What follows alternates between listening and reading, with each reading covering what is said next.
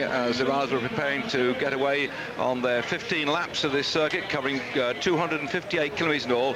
And you can see by the fact they've got their racing capes on, not a nice day at all. It was fairly fine to begin with this morning, but rain has come down now, and that's a circuit they're going to cover, exactly the same one as we used for the women's road race yesterday and the men's elite road race, the juniors and the women as well. They're going to cover 15 laps of that circuit. That's going to be in English language 161 miles in all. Something like 6.5 hours in the saddle, and the same two climbs to split the field, the Valkenburg, the first one, and the Coburg, the one which runs up towards the finish, where the crowd has gathered today to, I say, enjoy the proceedings. You can see it's pretty cold out there. Well, it's 10 degrees centigrade. There's a sharp wind blowing, and it's likely to get a lot worse, the wind, so good luck to the people below the umbrellas. It almost looks like the umbrella championship of the world, really, as far as these riders are concerned. On the front row of the grid, we've got the French lineup, without, of course, Laurent Brochard, last year's champion, who is under the threat of legal action at the moment following what they call the Festina affair in the Tour de France, and the UCI have a rule which said that if any of their riders for each nation is in any way being looked at by the judiciary, they cannot take part in the World Championship. So without the world champion, Laurent Brochard, they're looking at the Danish riders next lined up. Bo Hamburger, who finished second in this race last year, well supported by his strong Danish team. For the Dutch riders, Leon van Bon will be their main contender. He finished in third spot yesterday. Those are Dutch colours, the orange jerseys. So Leon van Bon will be the man to watch out for. As far as the Dutch are concerned, they could do with a medal on their soil here, because the last time we held the World Championships here in 1979, Jan Raas ran out winner of that race. Looking at the lineup here, you'd be rather strange perhaps to some of you to see the different colours of the riders, because they're the national colours rather than the professional colours we're used to seeing them wearing. But you do see that in certain places the sponsors managed to get his name exposed, but after a while, when the racing capes come off, they back down to the colours of the nation. On the short sleeve, you can certainly see the well-known names of the various teams, and when we see them riding here, for instance, Vunarkov for Kazakhstan, Murazov for Kazakhstan, Kibilev for Kazakhstan, riders which we see normally in their race clothing for their sponsors. Suddenly we spot them out here, but really the eyes are going to be, if the camera goes further back, on one man. I mentioned two people who took medals last year, but let's hope we're going to pick up Lance Armstrong, because a lot of people are talking about this man who had that testicular cancer and came back from that severe illness to doing a superb ride in the Tour of Spain when he finished in fourth spot, and again in the time trial championship at the early part this week, he took a fine fourth spot there too as well. So these are the sort of conditions that would suit Lance Armstrong. He won the World Championship of the road in Oslo under somewhat similar conditions. We've been talking quite a lot about how cold and miserable it is, and should the World Championship be moved from October back into August like they used to be. But certainly I remember when we were up in Oslo that time, it was bitterly cold and very wet and very miserable, and so there's, I suppose, every reason to say let the season finish as the way it started, because we start the racing coverage, you know, on Eurosport right in the early part of the season in March. We do the Milan San Remo. Fortunately, fairly good conditions for that race down towards the Mediterranean. But then we move up for the big classics, things like Paris-Roubaix. Well, I've known it even snows. So people say, well, you should hold the World Championship when there's better weather conditions and the riders aren't tired out. Then, of course, you can judge, I think, throughout the year that certain riders will peak at certain times. By the way, we've seen the whole of the British team turned up just before our commentary point today, and it wasn't able to photograph them. We've only got one rider. And you might ask me, why? Well, Roger Hammond it is, and he's been a darn good cyclo-cross rider, by a champion of the world as a junior at Leeds a few years ago. So you see the conditions here. I think Roger won't be the least bit worried about how bad the conditions will be, because also he's been racing in Belgium with the Palmans team, and he is a man who, again, won't be too worried about the conditions here. So the riders setting off, they going on our look back at the start round the first laps in processional order. And here we are back with the riders. They've come through the first lap. The first lap, 26 minutes and 53 seconds. And still, they're all together here, just settling themselves down. I think on the right-hand side, a bit towards the top of your picture there, we have got Roger Hammond and my co-commentator alongside me here, Russell Williams, who was having a chat to him before the race started. Russell. Yeah, I had a little chat with Roger before the start, and of course it was pouring down with rain, and I said, how do you feel? And he said, absolutely wonderful. I've had a wonderful year. This is the first time I've ridden over 100 races, most of the big classics in Belgium. And I said, what is your plan for today? He said, well, I ride the first 100 kilometres and see how I feel, but I really would like to finish, because even if you finish, I think it's in 40th position, you still get 10 UCI points, which is useful to the team. I also, said, what are your plans for the winter? You can do a bit of cyclocross, and he said what he'd like to do after the World Championships is go somewhere warm. Well, I think most of the riders will be looking for their holidays, but we have got on Eurosport next weekend. We're going to cover the last of the classics of the season, the last of the World Cup rounds. That will be the Tour of Lombardy. I hope you'll join us for that one. Bring it to conclusion the series of World Cup races, which we started out covering right back in the early part of the season with the Milan-San Remo. Eurosport this year have only missed out on a couple of those classic races, the San Sebastian and the Tour of Switzerland. We've covered every one of those World Cup races. We also picked up other single-day races as well, which don't feature in the World Cup list. Races like the Flèche Wallonne, and I know that you've been enjoying those great races, and also the big tours. This year on Eurosport, we've covered all the three big tours: the Tour de France, the Tour of Italy, and the Tour of Spain. Back-to-back daily coverage right the way through, from the start right through to the finish of those races. Man putting his tongue out there, Chris Horner of the United States of America. Had a word with Chris at the start of the Paris Tour last Sunday. Again, World Cup race that we covered on Eurosport, and he said he's going back home to San Diego for some sunshine, exactly like Russell was saying with Roger Hammond wanting to get a warm-up. And so I also I asked him as well with Chris Horner, what about your contract next year, because he had a rather erratic year last year, and he's been there or thereabouts this year, and sometimes after a 2-year contract they want to move on, but or the team don't want to re-sign them. But he said he has re-signed for next year for La Française des Jeux, so we should see the American back in action over here, and there give you some idea of what's going on. Fortunately, we're inside an enormous grandstand with the roof protecting us from the worst elements of the rain, but it's not a nice day at all. Yeah, talking about Chris Horner in San Diego, I remember hanging out there for a few months, and the thing about San Diego, if you ever go there, is to go to a place called La Jolla, and they've got a wonderful zoo there, but the most important thing is they've got a place where you can do frisbee golf. You've never done that, have you, David? No, thank you. Frisbee golf. Live on Eurosport. So if you go down to Southern California and hang out with Chris Horner and play frisbee golf.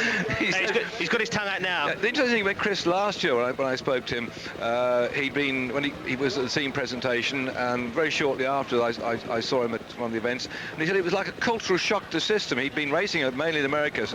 He'd come across here occasionally, but not very often, and they signed him for the team, and then suddenly being pitchforked in the early season from the warmth of San Diego, he said it was just a complete shock to the system. In fact, he got chest troubles and had colds, and after about 3 months or so, 2 or 3 months, he went back to America to recover, and then came back again when the weather got better. So it's not very easy to change your lifestyle from America to come and race over here, but you have to live over here, and he's now got an apartment over. His wife's come across to, in fact, his living girlfriend, I forget which, but they've got a little baby as well recently, but they're settling down in Europe, and that's the place to be. Roger Hammond in that sort of yucky yellow jersey in the midst of there. I know I said some terrible things about the so-called British colours, because I'm used to seeing red, white and blue, but one thing, you can pick them out very easily as Roger goes around there. Now, why have we only got one rider?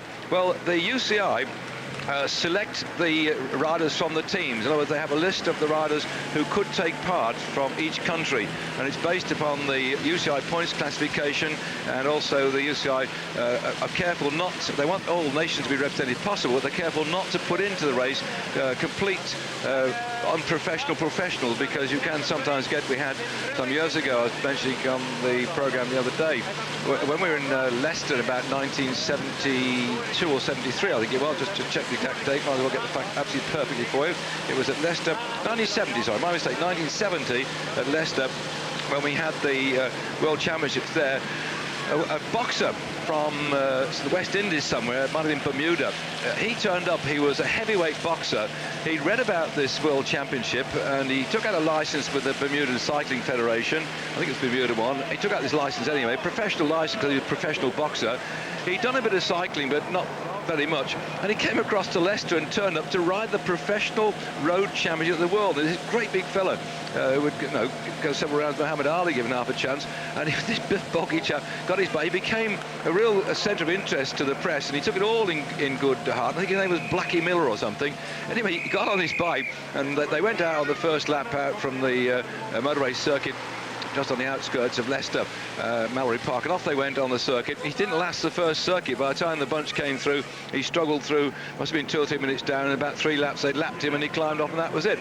But it was we all had a bit of fun with it, but that was one extreme where he didn't cause any problems. But you imagine if you do get in a race of this nature, some riders who are not used to racing at this level, and also unless you have some sort of limit on it, you can have over 250 riders maybe turn up. Well, we've got 153 starting today, and the UCI have drawn up a list for each nation, and what we had on our list, there were people like Chris Boardman will be on the list, Max Shandry will be on the list, Roger Ham was on the list, I think David Miller was on the list. So we had a list of about 5 riders from the UCI, and the problem was that if they weren't able to ride, in which case Chris Boardman said, no, I finished my season, I only ride the time trial, I don't want to ride the road race, so he dropped out. Max Shandry had a crash a few weeks ago, and the operation on his wrist went rather wrong, and so he's unable to ride as well, so he was out of it. I don't know whether David Miller was prepared to ride, but he's a young rider, and he's had a hard season too as well. So one by one, the riders the UCI said we could have not been able to ride for one reason or another, so we're left down with Roger Hammond. What I'm hoping now, of course, is there's a big story about Linda McCartney team beginning to ride over on the continent next year, and on that basis they will begin to accumulate points which the UCI will award for the various races. And what they're doing next year too as well is they're going to throughout the season build the points up for the points competition. It's going back to 0 on January. So McRae here in a bit of a problem. I think let's see what's going on. Wants to take up some of his wet weather gear, I think. Anyway, the UCI will start the grading of the riders from January the 1st onwards, and then they'll award the UCI points to them. And if some of our riders now start to accumulate those points and are able to last this sort of distance, because a lot of our British pros never race really much over about 120 miles at the maximum, sometimes 90 to 100 miles. And here we are, 161 miles at this end of the season, and there's no sense coming into race at this level if you haven't a chance of competing as well as you'd like. And that was Chris Boardman's attitude, that he could ride the distance. He may be there or thereabouts up towards the back end of the race, but if he wasn't going to really fire on all cylinders, there's no sense subjecting himself to a bit of thrashing out here. So we wish Chris a nice happy holiday. His wife Sally's over here as well. Since the end of the time trial, we spotted them walking around, had a chat to them. In fact, I went to slake my thirst after the race the other day, and there was Chris at the bar, and he'd left all his small change in his other pocket. So I bought him his Sally this drink and a bag of crisps. He said, thank you Eurosport for that. So at least we've donated something to the cause. Now then, got a young man here. Russell's going to do an interview. Congratulations first of all, Mark. That was a wonderful performance yesterday. The junior champion of the world is alongside us here. I went into an Irish bar last night because I thought I have to have a pint of Guinness, and there the lads were really they were so elated. Half of them couldn't stand up, mind you. But how are you this morning, and how are you feeling now it's sort of sunk in? I'm feeling great, I can't describe, just being champion of the world, it's unreal.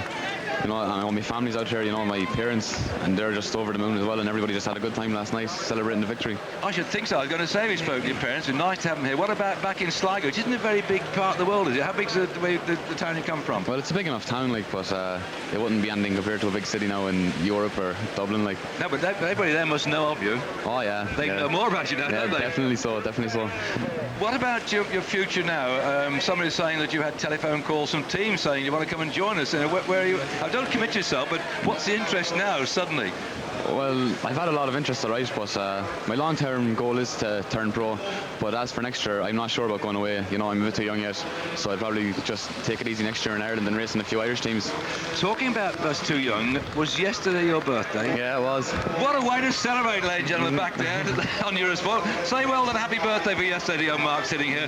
That's a great way to celebrate your birthday. And did you have a birthday cake last night? Yeah, I actually got a surprise off the Irish team. Everybody was sitting in, all the Irish supporters and everything in the lobby of the hotel, and they brought out the cake when I walked down the stairs, and I was just overwhelmed. It was great, and everybody celebrating. Was it a gold cake? I can't even remember.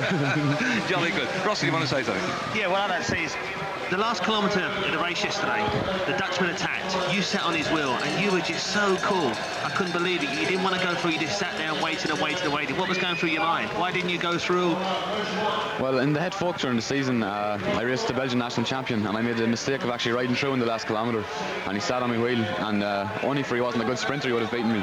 So coming to the line yesterday, I remembered that moment, and I said, there's no way am I riding through, this guy could be good a sprinter. So I sat onto the line, and the last 250 metres down was when I said I'd go, and that's what I did. Now, part of your preparation before the World Championships, I believe you're in Belgium and Holland for a few weeks, but you only did one race, is that right? Yeah, we did one race, the Dixon's Ireland team, and we were all training together, and we bonded really well as a team. But the training we did was quality training and very good, and as you can tell from the results yesterday, all the lads were in good form, and every one of my other teammates crashed twice but still managed to finish the race like in the top 80.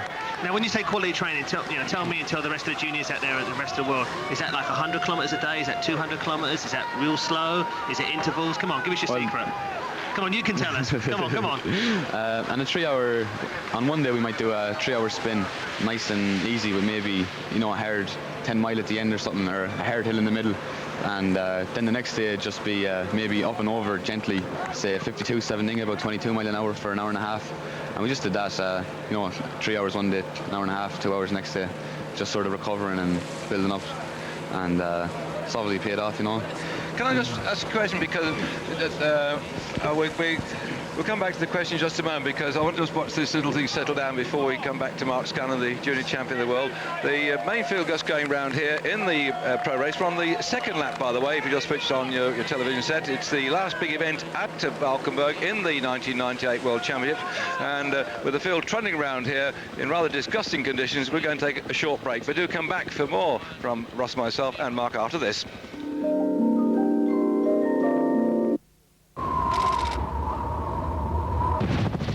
여러분, 우리는 여기서 한국 타이어의 우수성을 직접 증명해야 합니다.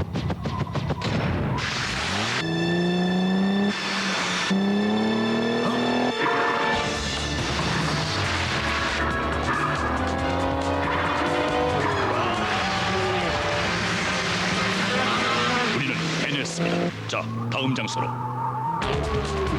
Hankook tires. I remember when I was little watching the first satellites go over. But what's about to happen in space seems even more amazing.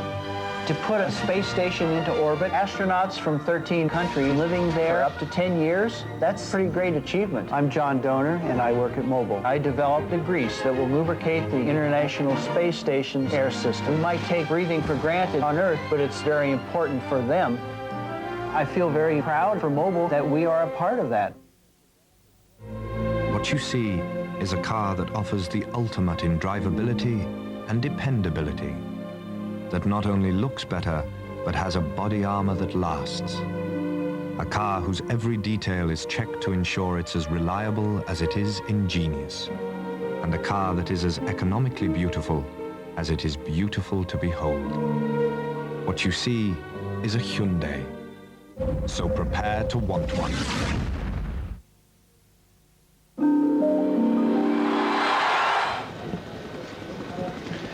Well, welcome back to the World Championships here, the men's elite, otherwise known as the pros in the old days. This professional championship world been going for, it's the 65th year that's been held, and it's the 4th time we've been at Valkenburg for the World Championships. We've got alongside us Mark Scanlon, the new junior world champion and the road champion yesterday. Rode on somewhat similar conditions this yesterday. I'm presuming not much difference sometimes the rain we have in Ireland, but surely, Mark, looking back at your last 2 or 3 years as a bike racer, just how helpful have your family been to you? Because it strikes me with young riders, the expense of travelling, the time that you have to put in, also fitting in with schooling and so on. Just what's been happening back at home? Well, at home my family support me financially, and they commit themselves 100%. There's never been a weekend I have been stuck for a lift to go to a race, or I have been stuck out of pocket. They just looked after me totally, and now that I've got a few results behind me, hopefully I get grants and sports aid, so hopefully I'll be able to take the burden off them. Okay, Mark, you've been racing since February. It's now October. How do you see your winter going? What are your plans for the winter? Come on, tell us the secret of a world champion. We want to know what you're doing during the winter. Well, I reckon during the winter I'll be taking a month and a half off now, and I might start back on the bike doing easy spins mid-December. But I won't be off, completely sitting on me. On your bottom. On my bottom, Thank you. There you go. Good for the sponsor, that, if you know. Yeah. I'll actually be circuit training in the gym once a week, which will be a midweek on a Wednesday, and then on a Saturday or Sunday I go to the pool and do an hour and a half there swimming. So you won't be doing club dinners every weekend, though, will you? Oh, no. Now you're a world champion. I had to keep the weight off. What other reaction we had from, obviously, back for parents? Anybody contacting you? I was going to say like the Taoiseach, for instance, but it's a long time since you had a championship. Well, the last one was Stephen Roche in 1987, the Eurosport Tour de France commentator. In fact, he's bowed here somewhere, and we hope we can grab him. Have you seen Stephen? Yeah, Stephen's actually staying in the hotel with us, so he is. So there's a really good atmosphere. Everybody's talking to Stephen, and the atmosphere's great, making comparisons and all that. So it's brilliant. Well, I think you're due to land back, sometime tomorrow, Monday, Yeah, Dublin? tomorrow, Monday in Dublin at 5:15. In the morning? Oh, No, nice. at night. Thank goodness for that. I have a suspicion there might be a welcoming party for you there. Are you then going straight to Sligo? Are you staying overnight in Dublin? Well, we'll be going to Sligo that night, but I don't know what time we get there at, you know. I don't know. Depends on how things go in Dublin. I can just see the site now at the town when you're going there, and I'd love to see some pictures of it later on, Mark. Yes, Russ.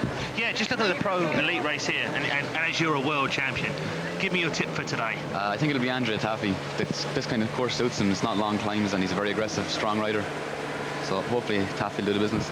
Well, there you are, the young man looking for the future. Isn't this going to be a bit of a difficult gap, though, because the 17, 18-year-olds race together, and the next step is the under-23s. That's like a 5-year leap, isn't it? So have you got to sort of rethink yourself and say, right, then my next big success will come in 2 or 3 years' time? And how do you keep up your enthusiasm over that period, looking ahead? Yeah, it's going to be a very gradual progression, you know, but I'm motivated now, you know. I have a world champion medal behind me, so, you know, I really want to turn pro in the long term, you know. Well, I'm looking forward to that, because you're following a great wheel mark. Shea Elliott, Peter Crinan, Sean Kelly, Stephen Roche. I mean, they've turned out some enormous riders over the years. But just for the benefit of the British riders back at home, I'm also very noticeable when we go to Ireland, the enormous distances, the travel that goes. And you're racing, you live right out of Sligo on the west in the coast, northwest. How many miles do you have to travel to and from races? I'd say the closest race now would be about 80 mile, you know, for a decent race. And then, you know, there'll be weekends there I travel 150 mile to a race and 150 back, and it'd be my parents that'll bring me, you know. So I think we owe a big thanks to your parents. Yeah, very much so. Very much so. So they've been sharing that gold medal with you. Yeah, definitely. And you'll be wearing that rainbow jersey next year, eh? Yeah, well, if it wasn't for them, I wouldn't be here. Right. Mark, I think one final question from Ross, and I know that the press are all over the place when they get comments. Right, Ross? Yeah, just tell me, did you go to bed in that jersey last night? Was it your pyjamas? No, it was actually the jersey and a medal. Mark, thanks for coming here. We look forward to seeing you over there again in Ireland, and I go there quite regularly. The enthusiasm we get from people over there, lovely warm atmosphere. I go to Carrick-on-Shore, the Christmas hamper race. I'm sure you'll come down there perhaps and have a say so. Thanks for coming alongside, and all the best in the future, mate. OK, thanks. Well, that's great then to have Mark Scanlon here in the commentary box, and I know that Eurosport is listened to across Ireland, and I'm sure yesterday after he got his victory, the phones are ringing all over the place. I actually phoned up to try and speak to Sean Kelly, but Sean was out. He's got a new house he's building on the outskirts of Carrick-on-Shore, and his wife Linda said he's out there and gave him the telephone number, but he must have been on his way back or something. But I know he's managed to get through to him, but I'm sure that Sean would, and Stephen would join me in saying congratulations to young Mark, and when he gets back home, I'm sure he's going to have a very, very warm welcome indeed. So great to have him here on Rostrum on the commentary point with Eurosport. My thanks to Russell Williams, who has got this fishing net. He goes out and gets hold of people for me, because we've got a long old day in the saddle here, so like 6.5 hours of commentary, and it gets a bit sort of damp at times and cold, but we get warmed by the efforts of these riders, and I certainly was full of how can I describe it? I was so overjoyed when we had the success yesterday, Mark Scanlon, because this year, as you know, the Tour de France started in Dublin. The Irish have always warmly welcomed cycle racing. We had the Big Nissan Classic there for many years. We had the Kellogg City Centre race in Cork and Dublin. And when you go across there, even if you're not a cyclist, just go there to enjoy yourself. You'll find they're lovely laid-back people and very, very friendly indeed. And I think the conditions yesterday certainly suited him. They do have some lovely nice weather out there, but occasionally when it rains and the roads are a bit like we've got here, a bit on the hard side to race over, then certainly I think the conditions were exactly what Mark wanted. But the big thing I hope some of the junior riders and some of the young riders out there have taken into account, and even some of the more senior riders, is the distance that boy would travel to race in Ireland. And we seem to think in Great Britain, if the race isn't just within 25-30 miles of home, then it's a bit of a long way to go. And that 25-30 miles is only the strip across the channel. And very, very few riders seem to think, well, I'll go and chance my arm and race across in Europe, because that is the place where the action is. We've got to get more and more riders racing in Belgium, racing in Holland, racing in northern France. It's not far across the channel now. The old train goes through there. The hover speeds go across there. You get there very quickly indeed, and without much. I mean, Stenelon have got this jet thing will take you from I think it's Folkestone. Anyway, it's just get you across to the Hook of Holland, for instance, in a couple of hours, and it's not difficult to go across. They take your bike and hire a car when you get over there and go racing. So I hope more and more people will follow the examples. We're getting a bit of a split coming here, and that looks like Jackie Durand is in this split here. So Jackie Durand is a noted man who's always prepared to have a go right the way from the start of a race. We saw him in the Paris Tour last weekend get the win the Paris Tour, the first Frenchman to do so since Albert Boubet some 42 years ago, and he's in superb form at the moment, Jackie. This is typical Jackie Durand territory. There he is, number 3, and he was centre of a lot of interest at the start of the race today, because they know this is his sort of territory. He won the Tour of Flanders a few years ago by exactly the same sort of tactic, going away earlier on with some 3 men. Now look, the Italians here are certainly not going to, I think, do anything to try and help him on this one, because the Italians are going to, I think, probably try and put the lid on any early attack. That's why Durand's there. Look how they're looking back now and say, come on, it's up to you. If you want to go, we'll follow you. So just in there, Stefano Zanini and 1 or 2 riders coming across here. Now this is when the odd ones come forward like this, they won't know quite to do with this, because this one is Uriarte from Spain. Now, is he coming through to work, or is he coming through to sit on it? I think everybody's been told to watch out for Jackie Durand. He's looking now at Uriarte as to whether he should drive this one forward or not. And the Dutchman there too is not going to do too much, I don't think. De Jong is probably going to sit there and just wait for things to happen, because again he's got to be riding for Van Bon. He's got nipping off down the road a bit. It's an interesting little setup here. Now he's back on the wheels. Here they come. I think that once the word went back down the peloton, Jackie Durand's away. They've all started to ride forward. Those who like to go with him and those who want to stop him riding. So you see suddenly the Italians have come up and the Dutch have come up, and they start to put the lid on things. Nice controlled move. And again, let's see what happens now. De Jong begin to stretch it again.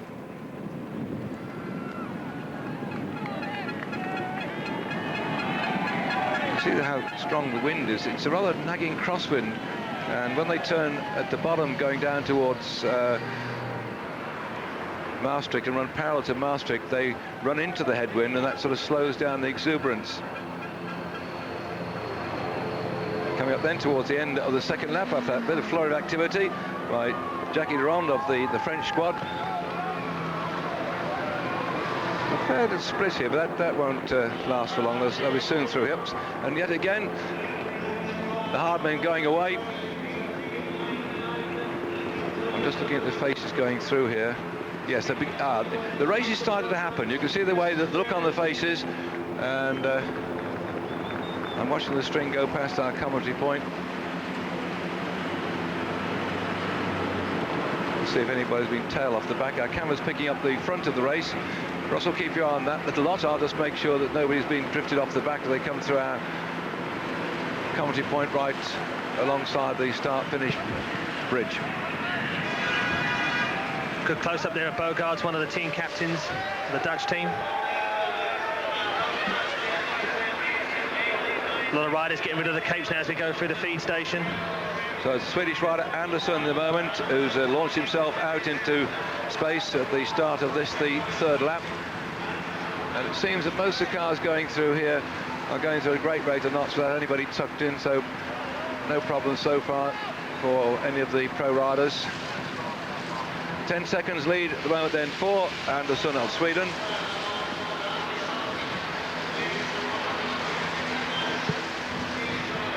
And there he is on your screen, just right at the top edge. And the rest of the field don't seem to be too bothered now.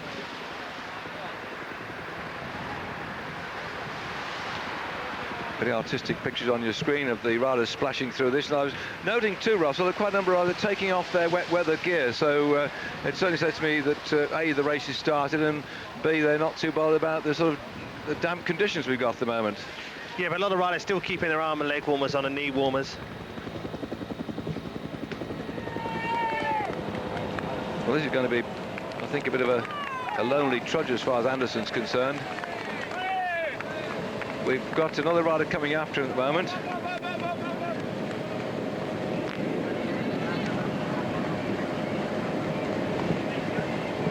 So the Russian rider Lelekin is coming up now to try and join. These are the sort of riders we like to see earlier on. The Swedish rider, because these conditions, they're used to this wet and cold conditions, and they are quite happy to go away and have a crack at it. And with the Russian rider, number 115, Lelekin, also coming through. I expect to see a lot of what I call the Northern Hemisphere riders, those who come from north of here, from Holland upwards, from people from Sweden, and certainly some of the Russians who revel in these conditions. And probably later on we got to watch out, I think, for Andrei Chamil, the Moldavian who is now a naturalised Belgian rider. These conditions are right up his street.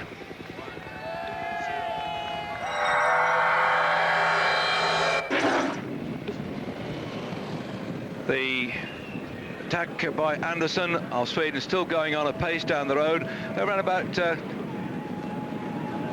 only about 100 metres now, according to the radio tour coming up over our ears, and so he's about 100 metres down the road. Just before we went to break, that attack by the Russian rider, number 115, Lelekin, was nullified by the bunch, and as soon as they got Lelekin back, so his countryman Sukov went down the road as well. So the Russian tactics are clear to see at the moment. They're prepared to fire men off once they've done the first couple of laps to warm the legs up, and looks like Roger Hammond up on the top right-hand corner, perhaps also be prepared to join in with things. So that's this is the nasty part of the course, by the way. We've had a lot of crashes here in the junior races, also in the women's races, the under-23. They found a few problems just going down that narrow part, but the pros now have got themselves round quite safely. This one rider, Anderson, is out there in the lead, and I've got a very happy man alongside me, and I'm not quite sure. Can I look at your eyes? Can I see them? Oh no, they're so far in the back of your head, Pat. The president of the Irish Cycling Federation is with me here, and also the man who's responsible for the under-23s and juniors for the UCI. He sits on that committee, and he watched that race in his official capacity and both in his Irish capacity. And I saw you there at the finish, Pat, and I don't know exactly if you had any words to say. You look absolutely open. Your face was a great beam. And how about did it go? What's the sort of reaction now back in Ireland? Spoken to anybody?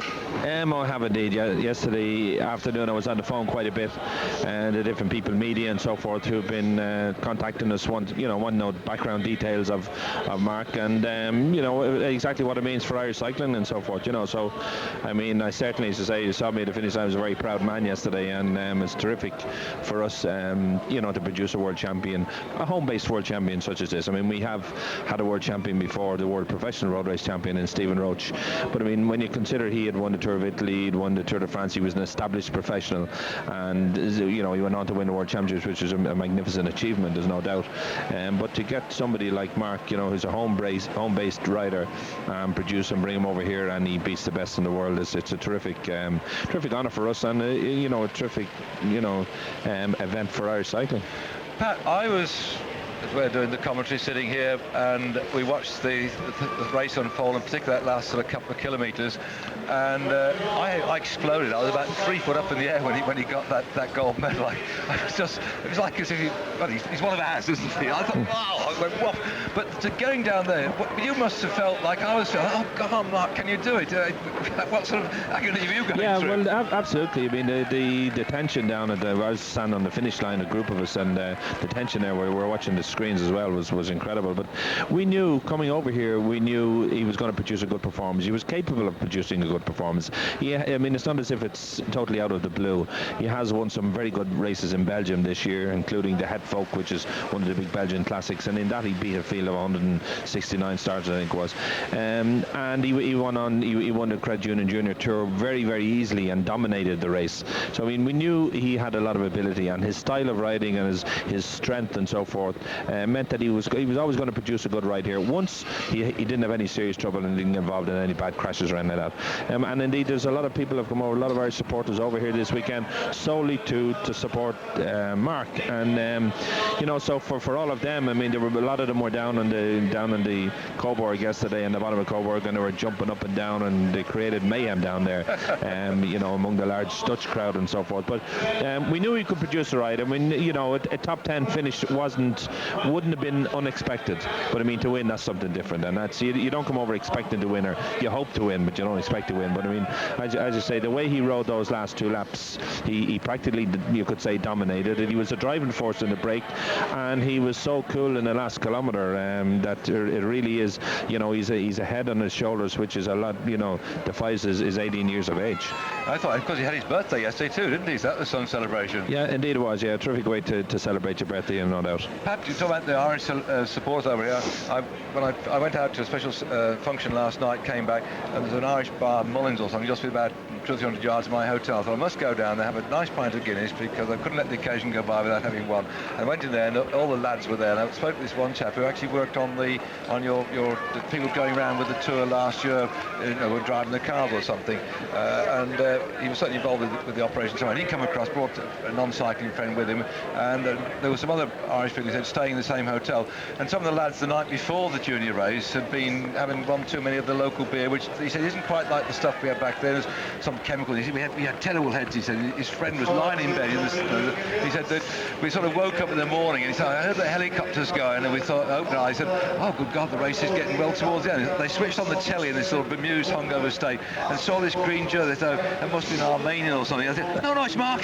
And they said, let's fall out of bed, and fortunately we're in about 200 yards of the finish of the line or something. So they were actually sort of getting back in the swing of things last night. But I'm sure there must have been great celebration in Ireland last night, and well done to not only to Mark but to you, what you're doing over there, because this Junior Tour of Ireland is quite unique, isn't it? It is. The Cred Junior Tour is a unique event. It's an 8-day stage race, takes place in August every year, and over the past couple of years I took over the organisation about 5 years ago, and along with the sponsors we've tried to develop it and bring in more international teams in order to give our junior riders good competition, and it certainly has succeeded now in every way, because when the Irish riders get up against, and they get 8 days racing against Italians or Belgians, French, Dutch riders and so forth, it gives them the confidence to be able to come forward to race like this and not feel totally out of it. And it is unique in that it's 8 days, because juniors don't normally race over that length, in a stage race, normally 2-day, 3-day races. But in doing so, the course I plan generally takes into account the fact that it's 8 days, and where there might be one stage long on one particular day, then the following day is going to be a short stage. Well, we're talking to Pat McQuaid, the president of the Irish Federation, also the president or chairman of the under-23 section of the UCI. And we're looking at this men's elite road race now on the third lap. The man in the lead then, 118, is Andersson from Sweden. He's on the Valkenburg climb about a third of the way around this lap. Russ. Yeah, I'd just like to ask Pat, what do you think you should do now, Pat? Do you think you should stay in Ireland and race, or do you think you should take the opportunity to join one of the top amateur teams in France or Spain or Italy? What would you do? Well, I spoke with him yesterday evening now, and of course the whole thing hasn't really sunk in. I mean, it's only when he gets home in a week's time he realises he's champion of the world, and the opportunity that may present itself. He's determined to stay in Ireland next year and ride. I mean, we were developing a fairly good programme for the under-23s, and he goes into the under-23s next year. So the programme will now be developed around him basically, and he's determined to stay in Ireland next year and develop further before he goes to put himself under the pressure of a top European team and so forth. Because I think he's, as I say, he's a head on the shoulders which defies his age.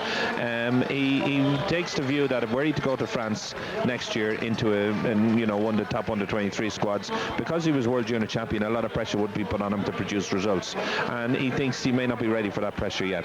I mean, this year he stayed in Ireland and prepared and trained in Ireland for his various races, went over to Belgium and Holland for a period during the summer in July for 4 or 5 weeks, rode 4 or 5 races there, won 3 of them or 4 of them I think it was, and then came back home again. So he's slowly, and he'll probably do the same next year, spend a bit of time during the summer in Europe and gradually get used to the European scene and the European environment. I think it is one mistake a lot of riders both from England and indeed from Ireland do make when they turn senior as such, and they have this ambition to turn professional. They decide the first thing they have to do is go to join a club in France and race in France. And the problem is that they're over in France, stuck in a little apartment or whatever it is, racing, from one end of the year, from March right through till October October, and they're not physically capable of dealing with it, and psychologically more so, they're not capable of dealing with it. So I think the view he's taken, I would probably think will be the best one. Of course, you've done it, Pat. You've been racing over here too as well, so you know what you're talking about. One thing I'm very impressed about also when I go to Ireland, and I can see the reason to stay over there, is that you've got, I can't say wide open spaces. Ireland's a very big country, isn't it? And we were talking to Mark here earlier on, like his nearest major race is something like 85 miles away. He's often travelling 150 miles to race and back again. But it also means in the country that you can have races on the roads with not a lot of traffic. I'm always a bit worried, particularly for the junior levels in Great Britain, where the traffic is so intense and they don't have the right attitude towards cycle racing. And we're racing on not totally closed roads. We're riding with maybe the police closing down the traffic head. And for juniors to race at that level, I think they need perhaps more circuit racing back in Great Britain, or conditions under which they're not in confrontation with the traffic. Because when you come across to Europe into Belgium, the traffic just gets out of the way for any level of race. We do have the problem in Great Britain, but it doesn't seem to matter where you are. You've got some great racing territory, haven't you? We do indeed, and certainly outside. I mean, Dublin itself as a city, 1.5 million people living in it or whatever, and there's a lot of traffic around there in the outskirts of Dublin. Once you leave that part of the country and you head over west or northwest or the southwest, the roads are fairly free, and it's fairly good training territory. And even outside Dublin, Wicklow Mountain and so forth, where Stephen Roach trained, over the years, was very good training territory. And likewise, even Kelly down in Carrick-on-Shore, all years when he was a pro, he stayed in training in Ireland until the last minute when his first race virtually, and then went off to Europe. And that is true, there's no doubt. But another aspect of in relation to Ireland, I mean, we have, for a small little country, we do produce a lot of world champions. I mean, we've a current world in Sonia O'Sullivan, 5,000, 10,000 metre champion. And we can produce champions, particularly in sports such as athletics and cycling. And I mean, with Kelly and Roach, and now, thankfully, we have another world champion in Mark Scanlon, a young rider with a big career, hopefully ahead of him.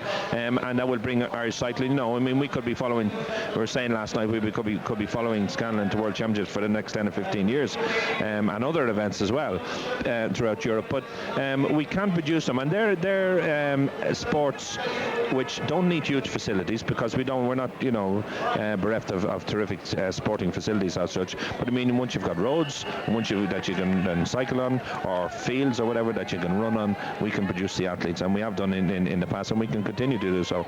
And I think our government and our Sports Council are prepared to give us the support, and we have been talking to them quite a bit during the year. This is going to be a big boost now, and gives me an ace an ace card when I go into them the next time and say, now you're going to have to produce the goods and give us more funding. And also, I mean, from our own point of view, from the Federation's point of view, we're at the moment seeking a corporate sponsor to help us develop these young riders and so forth, and this again will be a big benefit to that. A lot of people don't realise that I think the total population of Ireland, I'm talking about the north and the south, is only about 5 million or something like that, isn't it? So a very small population in a large country, but also if you don't have a lot of people, you don't have a lot of money. We're going to have a short break now, Pat, but I just want to look at it from a financial point of view when we come back, because races, you can't say, yes, they don't need stadium to put them on, but you need money to put up prize money to organise the races as well. And I'd like just a few comments from you after this break about how it's easy or difficult it's going to be to fund the future prospects of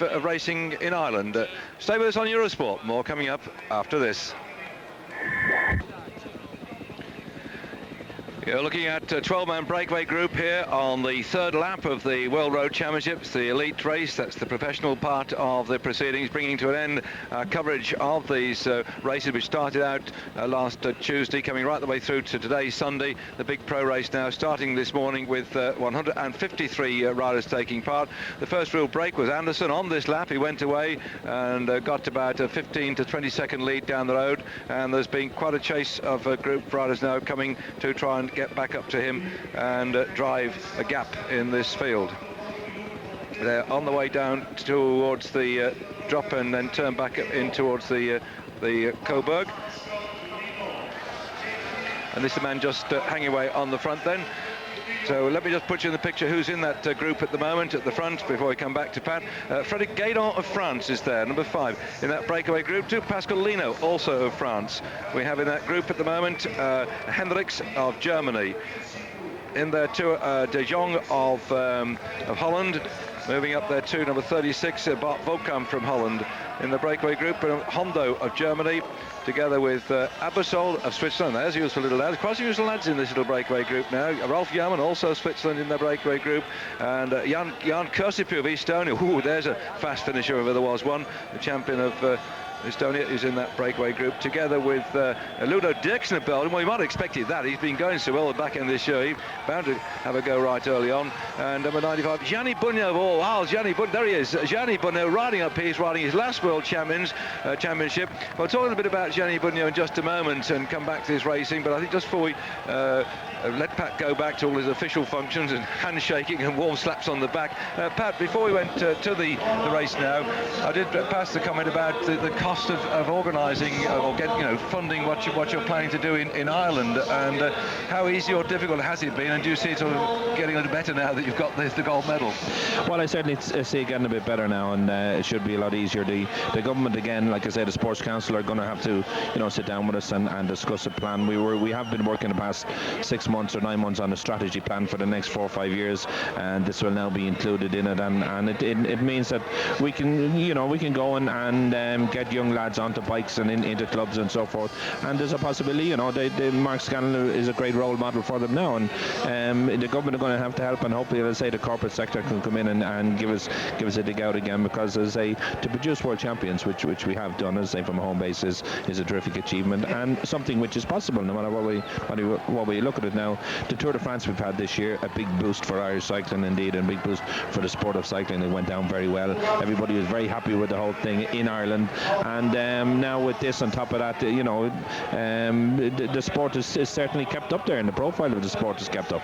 I'm also very impressed too, Pat, looking back at these championships, having been involved with them for many years now at one level or another. The first one I went to was, I went to Valkenburg many years ago, and then the first one I officially worked on was the 1970 championship at Leicester.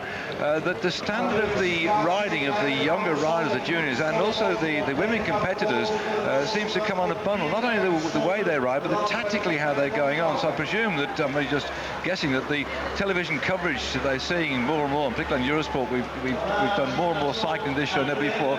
I suspect some of the lads are beginning to learn what to do by watching television, and it does two things. A, I think it's, to me, I think plus the coaching they're getting, it's sharpening up the understanding of tactics. But B, I like to think hopefully that the sponsors will see that their names are out there on the box and put up some more money to help you in what you've got to do. Indeed, and let's hope the same applies right down through the federations as well. I mean, we had Dixon's come on board sponsoring our junior squad this year, and they've got a great return now for the sponsorship.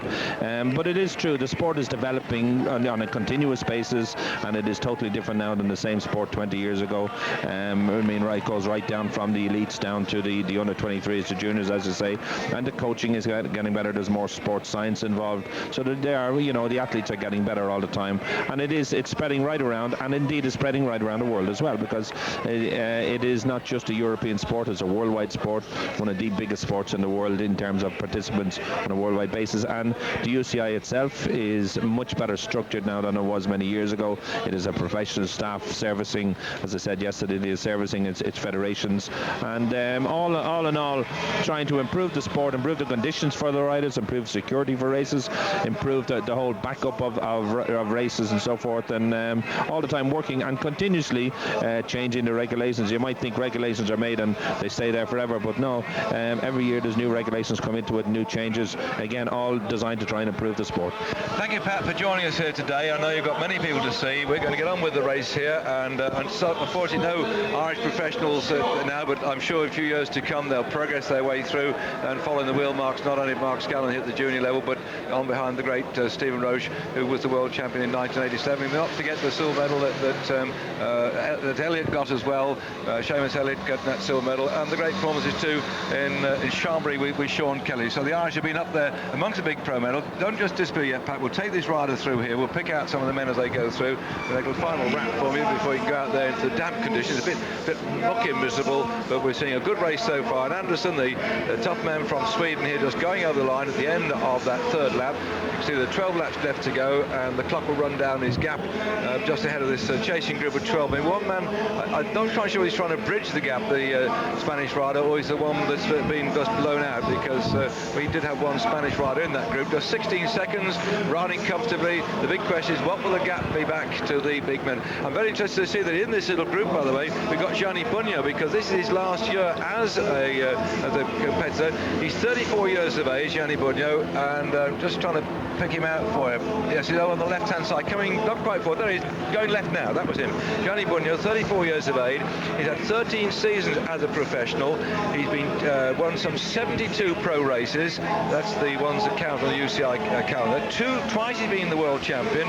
Once he's been the World Cup winner. He's won the Tour of Italy. He's won the Milan-San Remo. He's won the Tour of Flanders. He's won the San Sebastian Classic. He also won the Wincanton Classic in Great Britain, and he was twice the champion of Italy. So with Gianni going out here with a big burst of enthusiasm still, that 34-year-old, he's going to retire at the end of the season. We will see him again, by the way, in the Tour of Lombardy. We'll be coming that live on Eurosport on the 17th of October, and we'll see him there. That'll be his last but two races. The rest of the last race will be in Italy, but now this is his last World Championship. So Pat, then, good to see Gianni Bugno still up there. It shows that riders who move into the pro rank come through being juniors. There's a long and successful career ahead of them, and so when they've finished as well at 34 years of age, you should have a few bob in the bank. But nevertheless, it's I love cycling. I'm a bit besotted by it, really, but I think it's a great sport, and I'm sure that Mark will have a nice and good long career ahead of him, and you'll give him a lot of support as he goes through. But one final word then, and we see this colourful side of the World Championships here. What's the feedback from the UCI about the way things have gone on at Valkenburg?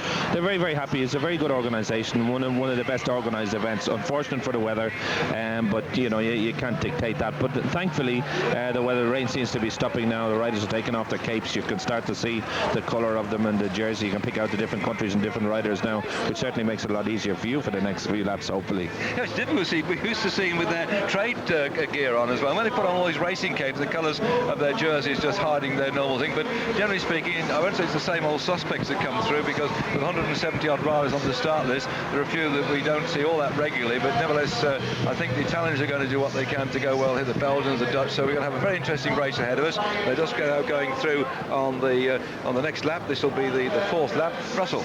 Yeah, I was just going to ask Pat, who's your favourite for today, Pat? Well, everybody seems to be saying Bartoli, and he's been in form. He's the World Cup leader and so forth. The man I would love to see winning would be Lance Armstrong, because I think it would be a terrific story for cycling, and cycling actually needs a good story at the moment because of the problems we've had over recent months. And if Lance were to win, having come back from fighting cancer 12 months ago, it would be a terrific story, and he certainly could do it.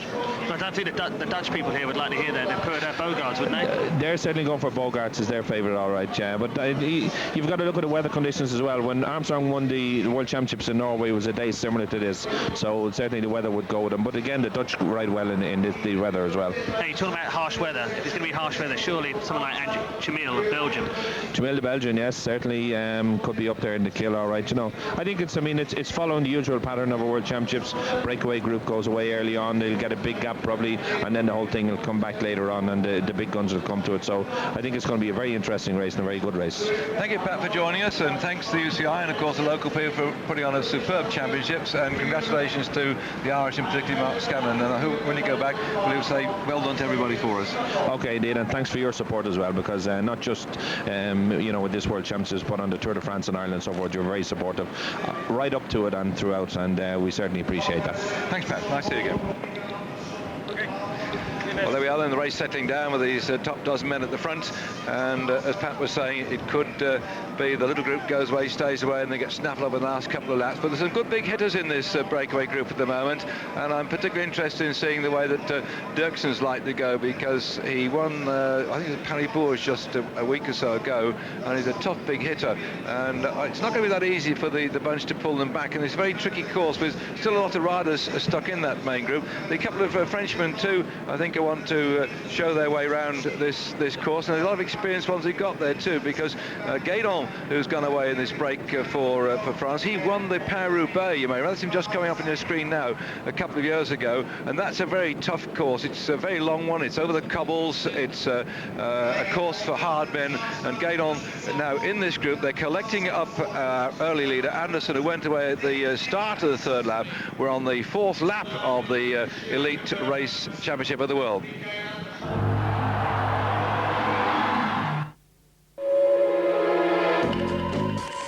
Okay.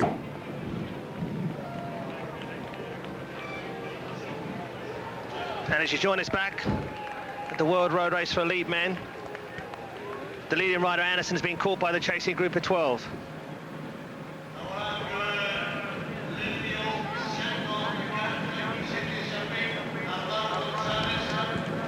A lot of looking around going on by this front group here.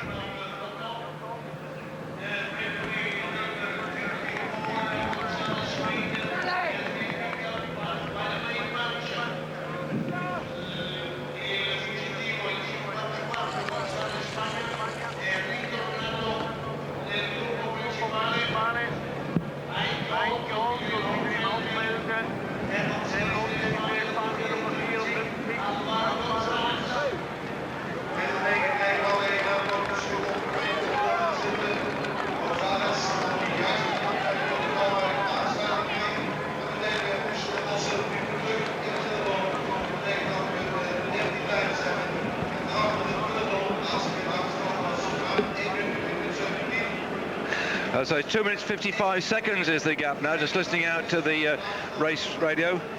Oh, 1 minute 55, sorry, 1 minute 55 seconds. And the Spanish team is on the front of the peloton. So we've now gone down through the outskirts of Valkenburg, heading now back towards the climb of the Valkenburg. Let me run down again on the riders in this breakaway group. The man who started all was number 89, Anderson of Sweden. That's him there, just drifting off the left-hand side of your screen. Number 8 you're picking out now is Pascal Lino of France. The other French rider in the breakaway group is Frédéric Guédon, wearing number 5. The man who's been very active at the front of it, the Italian rider Gianni Bugno, has number 95. The rider from Estonia is number 74, Jan Cassipiu. The rider from also from Italy, 104, Stefano Zanini. The Swiss have 2 riders in this breakaway group as well, number 65, Ralf Jarman, and number 61, Nicky Abersol. And from Denmark, it's Frank Hoy, number 14, that's away in that group. And from the Netherlands, number 26, Steven de Jong. The German rider is Daniel Hondo, number 41. The other Belgium in this, the Belgian rider, Ludo Dixons, number 78. And the other Netherlands rider is Bart Vaucamp, number 36. The Spanish rider, Alvaro Gonzalez, number 54, was with the group, but he's been tailed off now and has gone back into the main bunch. So we've now got, lucky for some I suppose, 13 riders in that front group, and the lead 1 minute and 55 seconds. Yeah, just looking at it, David, the Italians are in a really good position actually, because obviously Gianni Bugno, he can work really well, and also as we saw in the Tour of Spain, he's able to take off at 50 kilometres ago, 40 kilometres ago. But also if it comes to a sprint, Stefan Zanini, he's actually the lead-out man for Tom Steele, so he's a really fast finisher. So I think the Italians should be really happy having 2 men in this front group. Yes, they certainly put the pressure on the other teams, haven't they, to come back, because the Italians have been more often than not spend their time marking out the breaks, but they've got 2 men away in that group, so it's going to mean that a lot of chasing has got to go on from, and of course the French have got a couple of blokes up there too. The Danes are quite happy likewise. The Dutch team are quite likewise. The Germans, well, they haven't got their strongest man in Hondo up with that breakaway group, so it was going to be down to probably the Russians, I would think, to do a bit of chasing, because they haven't got a man in that group, and the Americans at some point will start to move up, I think, to keep Lance Armstrong in contention. But it's a nice mixed group at the front, even for instance the Swiss team, because Nicky Abersol is in this break as well, and he is, I think, the champion, if I remember correctly, the champion of Switzerland, and he's been in very, very fine form this year. So I think one or two of the, what I call the more top pros don't come up against Nicky. He rides for the Post-Swiss team. We have seen him in the Tour of Spain, riding extremely well there. And I think it was the Tour of Romandy that he snaffled a stage victory there by sprinting out. In fact, his teammates, they were first and second. So Abersol in this breakaway group at the moment, I think is another one that could surprise a few people. We've got a good mixture here of up-and-coming riders like young Abersol and the very experienced pros of Gianni Bugno. That's Gianni Bugno on the front, who just came down that bend brief. There he is. That's Bugno on the front, just followed by Nicky Abersol. So you've got one, 34 years of age is Bugno. Abersol is a young up-and-coming rider, and just sitting at the back, another pair of young riders, Stephen de Jong. The crowd urging this little group on because they've got a couple of Dutchmen in there. And again, the roars of applause too for Bugno. This is a sterling performance, typical of this man. Very gutsy rider, but also a man who rides with his head apart from his legs. Yeah, talking about Abersol, yeah, you're right. He is the Swiss champion. He also got 2 very good wins in the Tour of Switzerland. So Bugno's still on the lead. He's got a very distinctive riding style, Gianni Bugno. I remember when we were covering the Wincanton Classic, I was doing the public address commentary with Hugh Porter, and the cameras were out picking it up, and we had in our commentary point, that was when we were down at Brighton, the Wincanton Classic. It went on a big circuit round Sussex and then came back over the big climb that the riders have to go up over Ditchling Beacon. If you ride over the London to Brighton ride in the what's it, around about May, June of the year, then they have that great big turnout. They start now at Clapham Common, something like about 20,000 cyclists go down, and the last leg breaker is the Ditchling Beacon, something like about 10 miles from Brighton. Well, the Wincanton Classic looped round and did that climb there, and eventually it just concentrated on a circuit in Brighton, did about 5 laps of a 7-mile circuit, or 7 laps of 5 miles, that sort of thing it was anyway. And Bugno took off on the last lap, or lap and a half, and I remember him going up this road, I think it's called Wilson's Road, towards the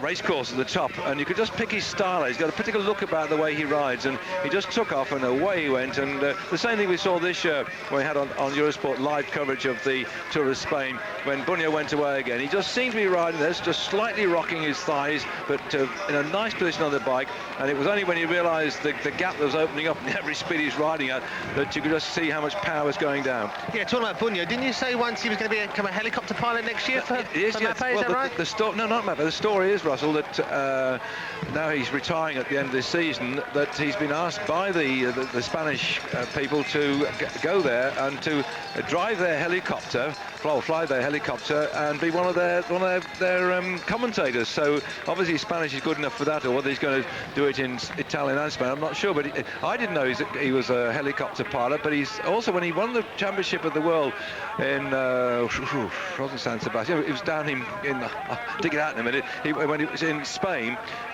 he arranged with the coach driver of the Italian team. I suppose it must have been the Mapei coach anyway. But he arranged with the coach driver that he would drive the coach back. I don't think he drove it all the way back to Italy, but he certainly liked driving a coach, and so off he went and drove the coach back. So that was Gianni Bugno. It was in Benidorm, that's right, in Benidorm in 1992 when he got that, and he celebrated the occasion by driving the coach partway back to Italy.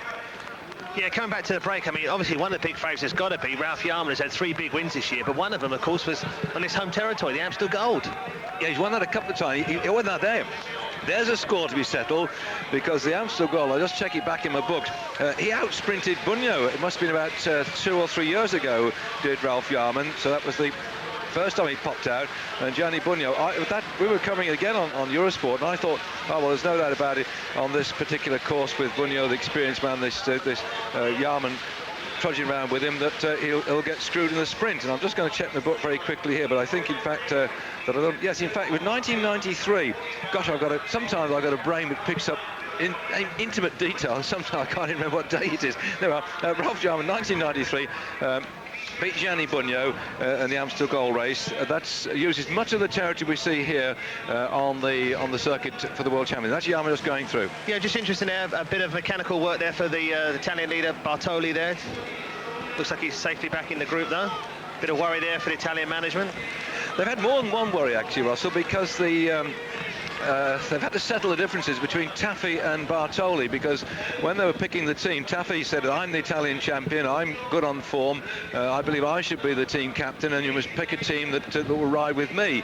They said, no, Bartoli, he's the leader, and of course has now won the World Cup, and looking at Bartoli's performances this year, they're saying that he's got to be the leader of the team. I think it's definitely been settled now, and currently that Bartoli is the leader, although I wouldn't be this bit surprised if Bartoli goes through a bad patch, but that Taffy won't clop off down the road. Well, I think the reason why Taffy might have said that was because he could have got the support of all the Italians, plus when you think about it, he rides for Mappe, you think there's, what, 3 or 4 Belgians riding for Mappe, there's, is it the Polish Serrada? You know, there's quite a few, because really could have about 15 or 17 riders, you know, behind him. But yes, I think if we've got to go for form, you've got to go for Bartoli. Yes, you have on form, and from the Italian squad, one would say that, but you never know, riders have bad patches. In fact, yes, the exact number they've got from Italy, the Mappe team, in the Italian squad, they've got Gianni Bugno, Gianni Farazin, Daniel Nardello, Andrea Taffy and Stefano Zanini. So there are 5 of the Italian riders from the Mappe team. From Belgium, they've got Nico Matt and Wilfred Peters and Tom Steele. So 3 Belgian riders in there. And they've got Oscar Kamazin? Oscar Kamazin and Zbigniew Spruch from Poland. So they've got a big smattering of riders through there. The difficulty is that the riders have to ride for their nation in this case. Well, that's what they're doing here. But sometimes if you're landed on your own with somebody else and you have to be the same team, then you're likely to give him a bit of a helping hand, because you're going to be having to work with him next year. So you get I won't say split loyalties at the Pro Championship of the world because of the professionalism and the fact they ride in the countries, but there is that level which says that, well, will Mr. Spruck ride himself into the ground for a Mappe man if there's no other Polish rider left in the race for him to look after. But that's the complexity which we'll probably see on the last couple of laps. Now on the front now, so if I believe right, I think he's going to Rabobank next year. No, Valkenburg. Oh, right, okay. I was close. I've been listening to Tony Rominger too much, because Tony's been giving me the secrets, because obviously he's an agent. He tells me who's going to who. I mean, Ebersol might be going as well, but the only one I saw on the transfer list that's agreed is that Valkenburg will join his brother Marcus Berg with the Rabobank team next year.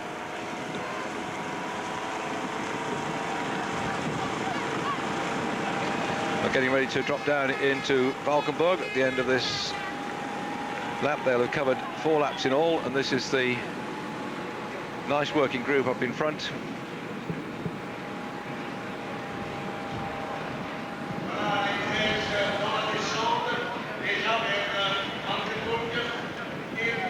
If you haven't seen the coverage of the World Championships in Valkenburg during the week, because we've been on air at all sorts of hours, everything has moved on 2 wheels. We've had it on the box for you.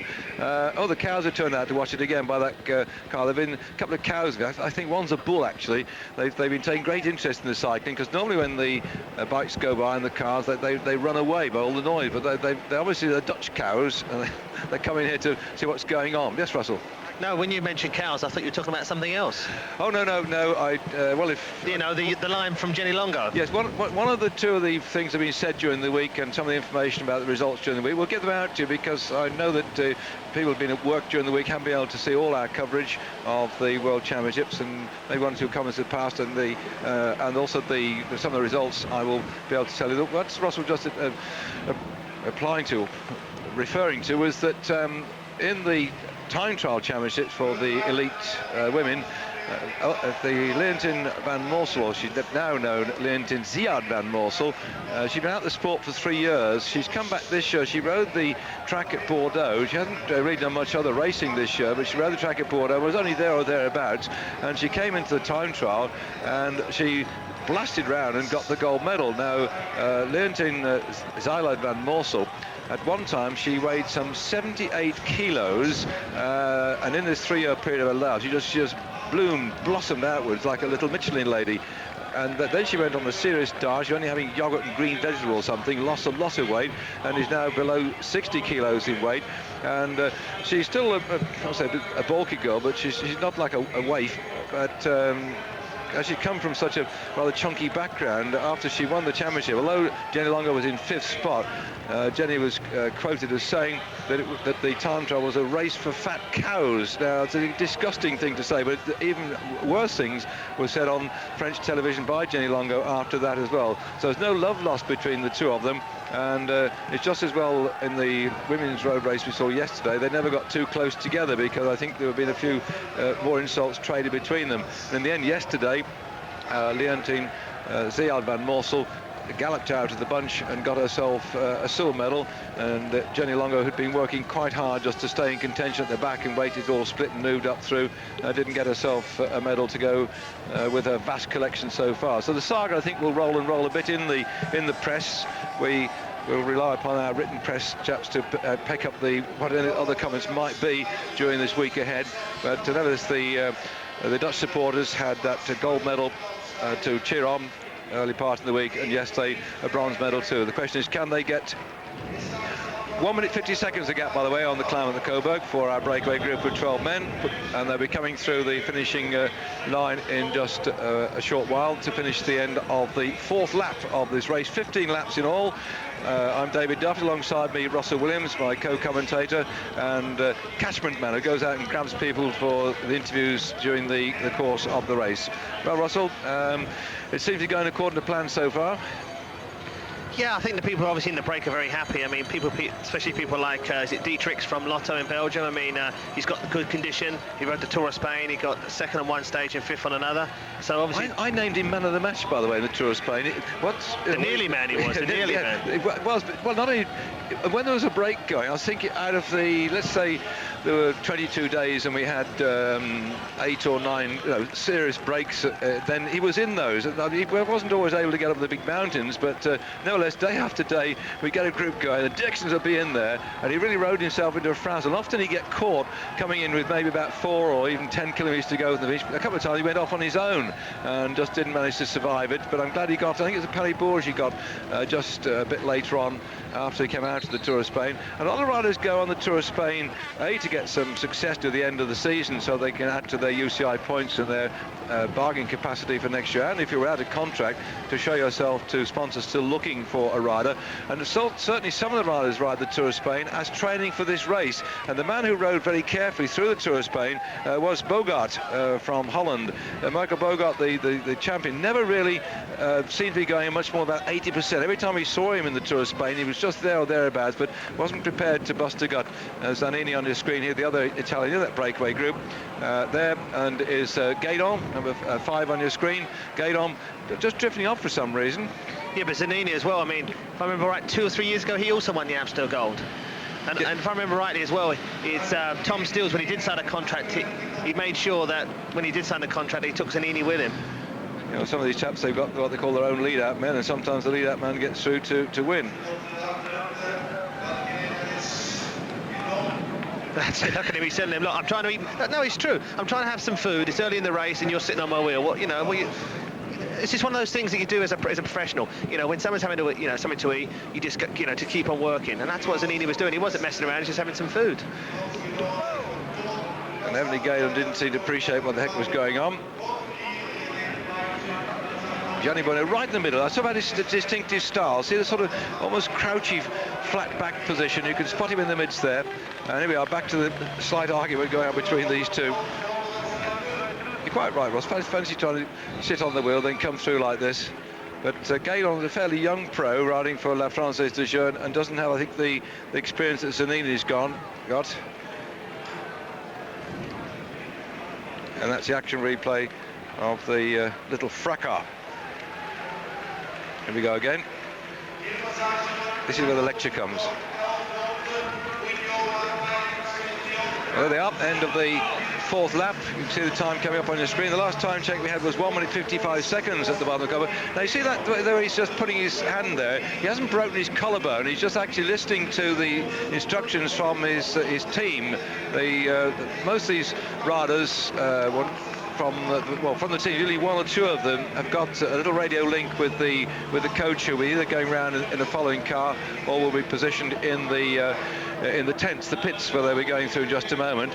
And so certainly they've been getting information about the tactics they want them to do, to whether press on with their break, go back to the main field, what work to be done. So there'll always be something coming up from the coach, who will be having in the pits. The majority of them bring their own portable television sets now, and they're looking at exactly what you've got here.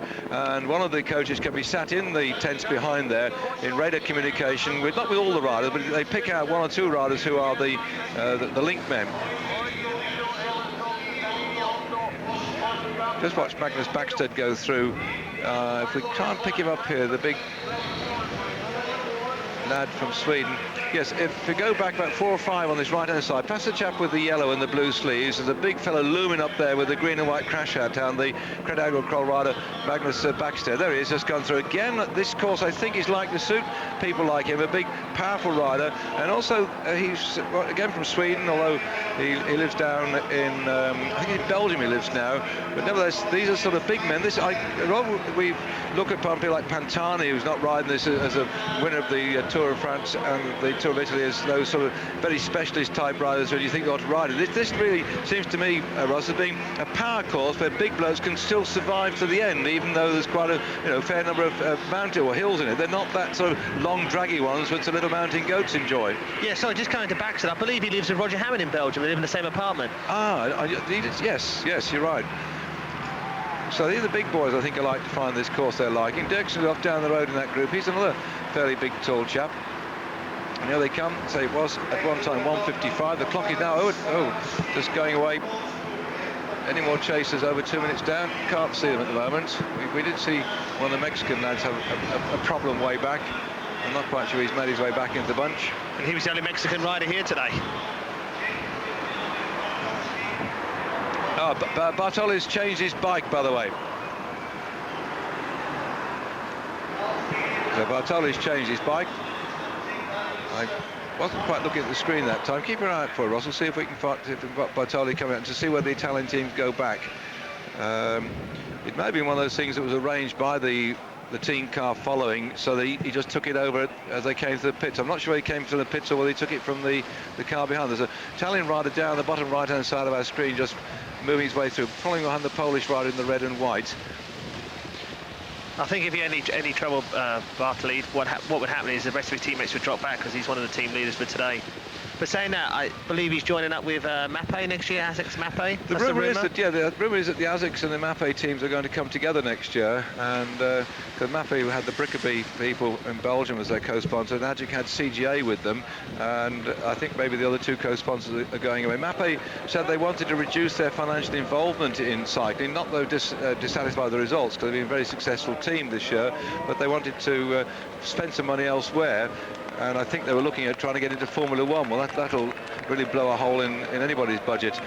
I've had one or two letters in, stacks of letters in since the Tour of France, the Tour of Spain, and one of the letters did say, perhaps you could tell us who these sponsors are, and I'll try to do it throughout the season. The trouble is, we'll be on air for so many hours, we may mention something, and if you don't spit on to later on, I don't want to repeat it a bit, but Mappe are a company in the chemicals and adhesives business, and they've got businesses over in America, Australia, out in the Far East, because the Italian-based company, they've got a place out in Canada too, and they look upon international exposure for the brand, and cycling is bringing that, but they're going to try and get into Formula One, and that really is going to cost an arm and a leg, but we'll have to see what they do. Certainly they are staying in cycling. They're perhaps not spending the same amount of money on what has been one of the most successful teams in the last 2 or 3 years. 65th edition of this race, and they're letting the group drift off down the road. There's some 13 men still out there in the lead, and they've just come through the end of the fourth lap. I'll just pick out for you the position at the end of that fourth lap when they came through. The 13 riders, the lead was 1 minute and 34 seconds.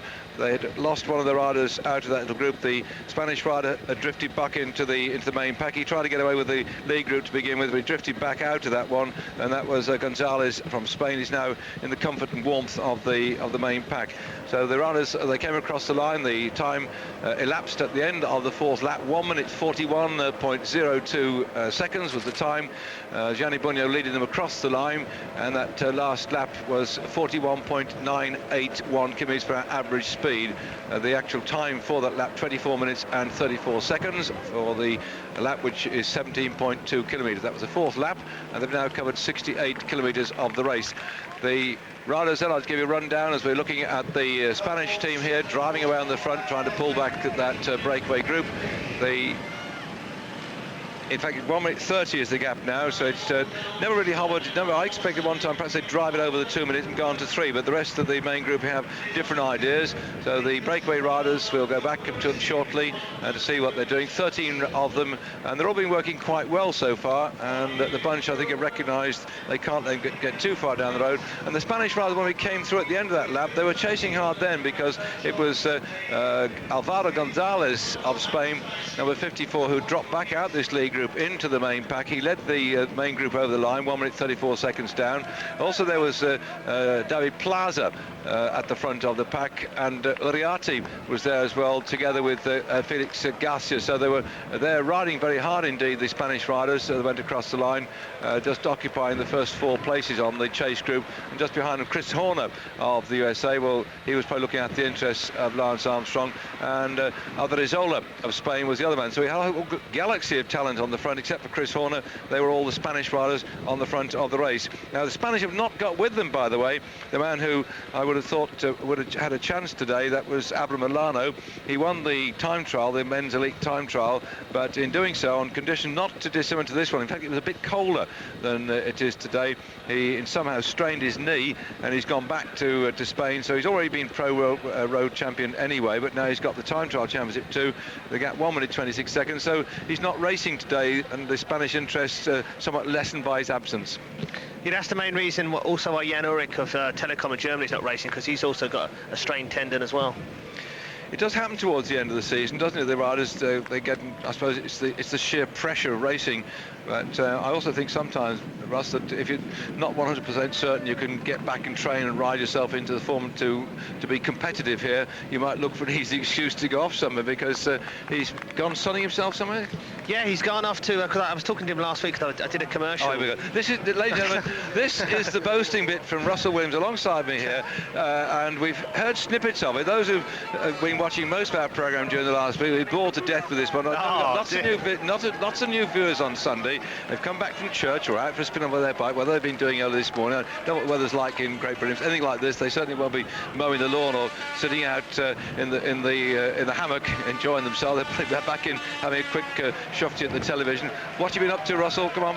Right, it keep it sharp. I'll start from the beginning. It all started about 3 weeks ago. A friend of mine who owns a film company got a contract to do an advert for Adidas, of course, for the main man Jan Ullrich. And as soon as he mentioned cycling, he said, "Oh, I've got a friend who does cycling." So that was me.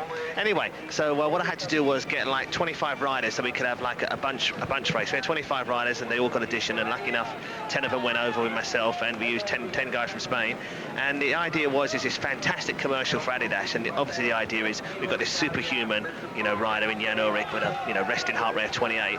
And the whole advert was around him. We were all dressed in black. We had horrible grey bikes, black socks, black hat. And the idea is we come swarming round trying to chase this superhuman. All for Adidas, and it's coming out next year. And you had quite a hectic time going. You had one night with only 2 hours sleep, didn't you? Yeah, but that's the thing with filming. You're on the set at 6 o'clock in the morning, and you don't finish too late. But the thing is obviously, Jan's a big star, but I tell you what, he was really sympathetic. He was a real fun guy to be with. And he was saying straight after the advert, because he was injured, he was going to go off to Mexico with his girlfriend to do some snorkeling and, just enjoy himself, because obviously he's had a hard season as well. But I'm telling you what, he is a good guy. Right, but we're funny as well. Yeah, but we look forward to watching him in action next year. As Abersold just sliding off the front of this little group. I don't think there's any reason to try and break the thing up. Yes, Russ? I think is that Yarman? I think was it Yarman or Abersold? Hang on, let me have a look at the face.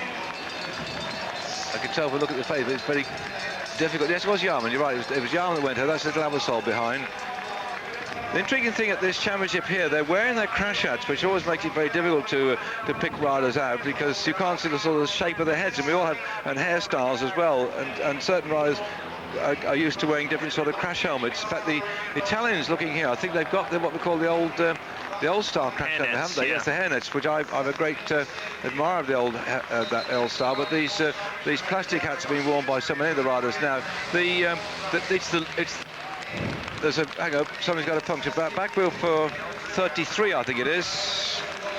Leo van Boom, one of the big leaders for Holland. Let's wait and see what he had. They just said it was in Dutch that he just said 33, so I think that's 33. We'll see if I've got it right when he comes up here, because a nasty place to puncture on this part of the climb. So we'll still listen to the race radio coming up. But they're going back to the crash hats. It is Dutch law that cycle racers will wear crash hats. Now the professionals have always, when things like the Tour de France, they've argued, and other big races too, they've always argued that they can ride without their crash hats. And there's no law in France other than, I guess no, it wasn't. It's the Belgian that had a bit of a problem here, and he's got a fair old job to do, because the pace is on just a little bit.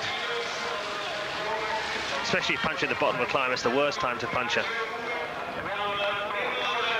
So most of the chase in the front of the bunch being done by the Americans and also the Spanish.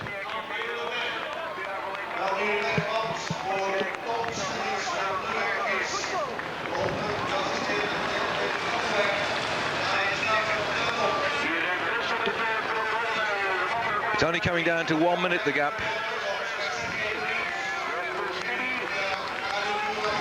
Yes, they're asking the cars following the lead group to dégage, to get the hell out of it, because the gap is now coming down, which is a bit unfortunate for the puncture for the Belgian rider. What a glorious sight. Looks a field of a forest of bicycles. Yeah, but look what colour they are. Red. Same as... Yes, my car. And we've got it back. And we got it back. Oh, one of the Danish riders there in the convoy. And here comes the Belgian.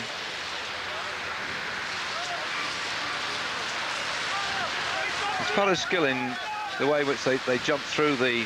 Nice Tom Steels. Yeah. Oh, one of the big hitters. I'm surprised none of the... Maybe you're right. I'm surprised none of his teammates have come back for him. No, because obviously if it comes to a sprint finish... No, maybe you're right. So it's still a Spanish team on the front working hard. You see what they're doing? They're coming up, he's looping through the cars. It's almost like being in the peloton. The front cars are not far from the back of the peloton, so he's getting a bit of shelter coming through. You're not really allowed, if when he punctured, for instance, that the team car would drop back.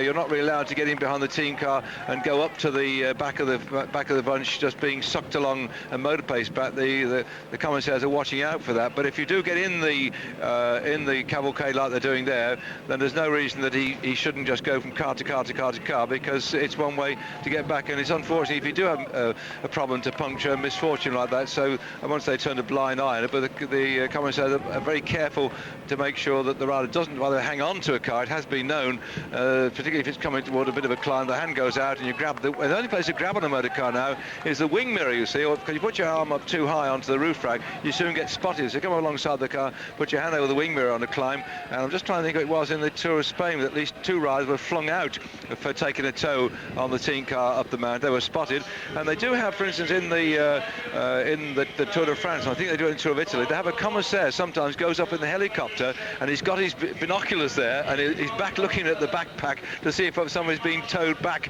hanging onto vehicles and prepared to sling them out. Because in the old days, when they had cars with proper door handle on, those chrome door handles, I mean, now they're all flush fitting, aren't they? And they're same paint colour as the actual car, but if you're going along and you're struggling and a car goes by and you see a bit of silver, the Irish told me this many years ago in the milk race, that if you see a bit of silver, you grab it.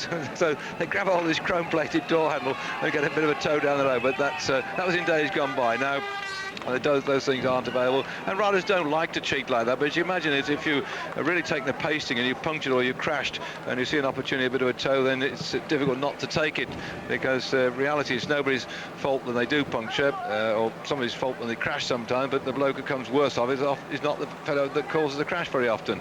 This is the places where we've been having crashes in the other race. So far, touch wood, the elite riders have managed to stay upright, and what's up, Russ? You're making all sort of signs here. Yeah, I'm just saying the Belgian one about Dietrich is not doing any work at all, which is smart, because there's only, one member of the Belgian team up there, and as we know, he's not a sprinter. If you can lose a sprint with one other guy, you can't be a sprinter. So he's just sitting right back. Gap's 45 seconds starting to come down. Obviously, the Spanish and the Americans are doing a good job chasing. Well, I think the other reason why Dirksen won't be working now is that if he's been told, for instance, that As there's Hoy, the number 14, Hoy, by the way, number 14 from Denmark. He's going to be riding with the US Postal Team next year. Johnny Wells told me that. I think what's probably happening here with the Belgian, Russ, is that Tom Steele is off the back. So there's no sense in driving this one as well and making Tom's life all the worse, is it? Because Dirksen is strong enough. They would, I think, rather have him out there just making the other people chase. But if he pushes it too far, Tom's got to get back in this group, you see. I know where Frank Hoy does his early season training. Not in Lanzarote. I'm telling you, Club La Santa, that's the place to go. I'm telling you, all the top boys do. Bjarne Rees, parts of the Telecom team, Jack and Jones team. I'm telling you, if you want a top-class training, early season February, 4th of February, get down there. I'm going to Australia. Oh, yeah, I know, hey. But if you can't go to Australia, if you want to stay in Europe, it's the best sporting complex in the whole of Europe. Honestly, take it from me, I don't lie. It's got everything you want to do. You want to do table tennis, you want to do golf, you want to go out training with the top pros like Bjarne Rees, get down to Club La Santa. I don't know. And by the way... Yes? You look forward to it? I'm looking forward to it, yeah. How long are you going to go on racing, Russ? You're 30 now, and you've been riding the Masters, World Masters this weekend, or last weekend, but for the problems of going and working with that commercial with Jan Ulrich. But how long are you going to go on racing for? I'll tell you the secret is, first of all, I just enjoy riding my bike, and I enjoy racing. And the thing is with all the coaching I do with the juniors, I mean, all my youngsters, they call me the dinosaur. Can you believe that? I look so good, and they call me the dinosaur. But the thing is, I just enjoy riding my bike, especially on the track, because it's so much fun. I mean, you're there pedaling, you can have little conversations. Yeah, it's good. Well, we just had a quick look at Dirksen riding along there, the rider from the Lotto squadron normally, now riding for his country, Belgium, and just sitting back and taking things rather amazing round, by the way, because I think you said, go on, Russ, you want to say something? Yeah, I was just going to say, if I remember rightly, he's the chap who was up to last year, before he signed for Lotto. He also worked in a factory part-time to supplement his income. Because coming into this season, he was lying 336, right? To start this season, no, that's about Paul van Hype. I've turned the page over. He looks very similar. So I've got the information here. Oh, you've got all the information, have you? Yes, all right. You know, I don't come here ill-prepared, just young man. That's why you sneak off to your room in the evening and do 4 hours of homework. Yes. While I'm watching the television. And why I only get about 5 or 6 hours sleep, you see. And then we come to the live broadcast and you say, yes, Russell, you know all about this guy. And I go, sorry? Let's wait while they go around here, make sure that they stay upright.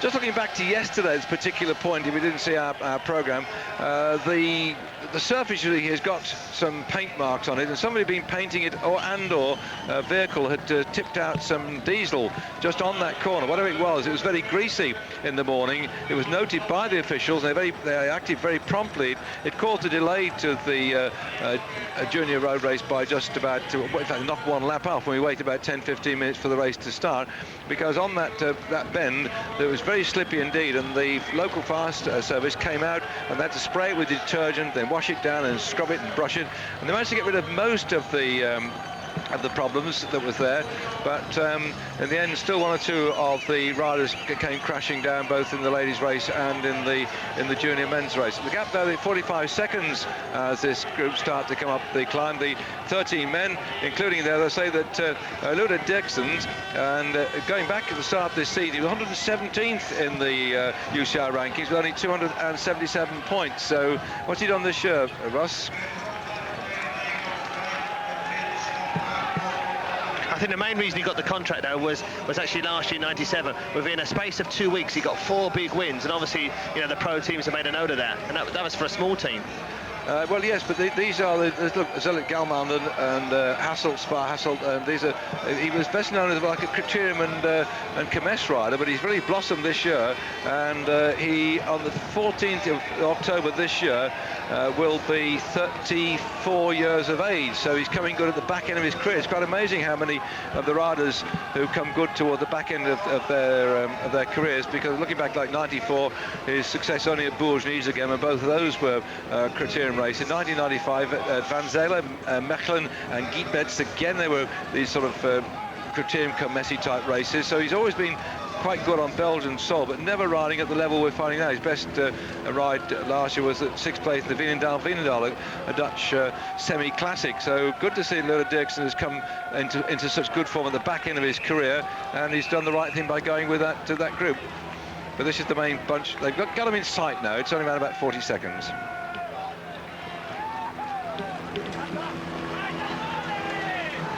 Sure sign that they are going rather quickly, all strung out.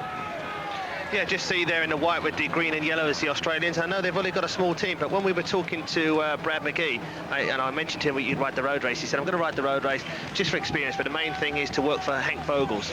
Because obviously the week before the Worlds, Hank Vogels had some good form, but I was surprised in that Paris Tour. There was 2 riders, you know, he had a teammate there, and they still lost out to Jackie Durand.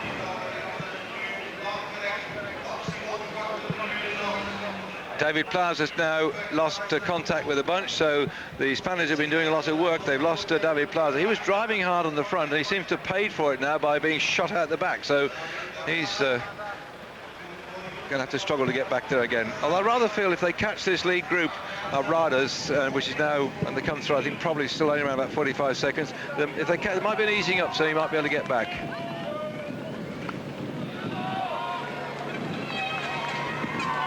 That's the Estonian rider, Kosipi on the front, number 74. Coming through then, we've got 2 of the riders from Holland in the orange colours. Valkenburg is in there together with De Jong. And then coming through is the Pasqualino for France. He's in this breakaway group together with Gaydon. Looking back at the back end of the group, that's Hoy. And looking again there at Honda, number 41 from Germany. They don't seem to be contributing very much, as just peeling off the front is the rider from Holland, that's Valkenburg. Yeah, talking about Pasqualino a few years ago with yellow jersey in the Tour de France. Yes, he was. France's big hope, and then slowly and slowly downhill. Well, this year, though, you say that, Russell, I'm pretty certain he's won the Coupe de France, the French Cup. They have a series of races throughout the season, giving points, rather like the World Cup, but it's a local one just for France. And I'm pretty certain that Lino's come back a lot better. That's why he's been selected to ride for the French team in the World Championship, because he's been going very well. And because again, he's an experienced rider, an older rider, and I think in a race like this, you get that. You need those that level of experience. Yeah, funny enough, we used to race together on the track as amateurs. Yes. So Pasqualino in this group with Gaydon also from France. And that's Zanini on the front now, just moving through. Then Bunyo comes through with the white crash hat on. And then Dirksen just to the left-hand side in the blue colours with the dark blue arm warmers for Belgium. That Gianni Borges put his hand on Dirksen's shoulders, had a quick look back, then dropped in behind. So interesting enough that the Italians are riding on the front at a reasonable pace. I don't get the impression, though, that they're going through flat out, whereas the back, Hoy from Denmark is just coasting along right now. Yeah, you say the Italians are working back in the main bunch, but as you can see, Zanini's ear, he's got an earpiece, so he knows what's going on completely. Well, Belgium now starts to take his cape off. Still the chase on the front by the Spanish and the Americans. Gap down to just half a minute. 31 seconds. 2 hours, 5 minutes of racing. So they have the Willow Tree in sight on this descent, so I think that's over and done with. Yeah, there's no urgency in that one now. They're taking the chance to grab something to eat, to drink.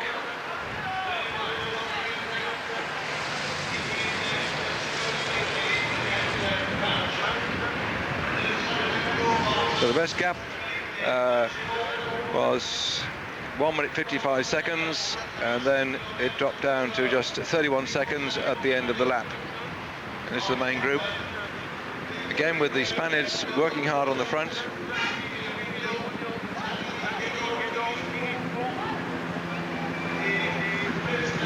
I'm just wondering who the Spaniards are working so hard for, because this is not particularly what I call a strong Spanish team, really. Well, no, it's not so much that, Russ. The Spanish love the warm weather. You seldom see the Spanish riders riding the classics as they have to do. When the UCI said that for the World Cup, the teams have to ride so many of the World Cup races. It's what, 10 World Cup races, and you have to ride at least 7 of them.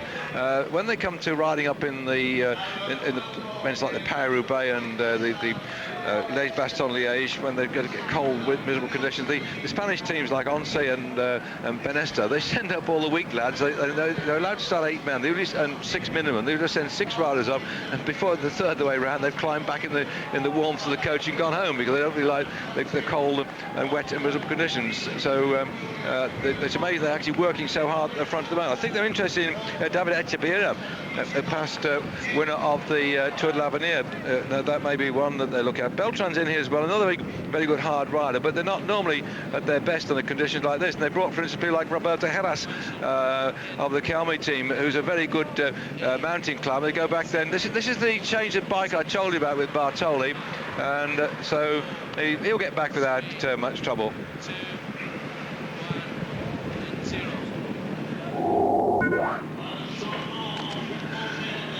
Well, I'm sorry that the picture's a bit mucky on your screen. As you imagine, the water's flying around here, sometimes gets up onto the front of the camera. You can see it flying up here off the back of the motorcycle. A very difficult job for our motorcycle cameraman to bring you these pictures. Occasionally, from time to time, they'll be asked by a director to get their little chamois out and wipe the screen and wipe the lens so that you get your better pictures here. And it's not a very nice day for them either, because they have to bring you the picture you're seeing here. The chaps on the back of the bikes, they turn themselves round, and you see just behind there, that man standing up, getting the camera shots from behind. They've got 4 cameras operating off the motorcycles. The people produce the pictures from those 4 cameras that you're watching, and also from the helicopter. And there's something like about 20 odd, I think about 29 fixed cameras on the way round.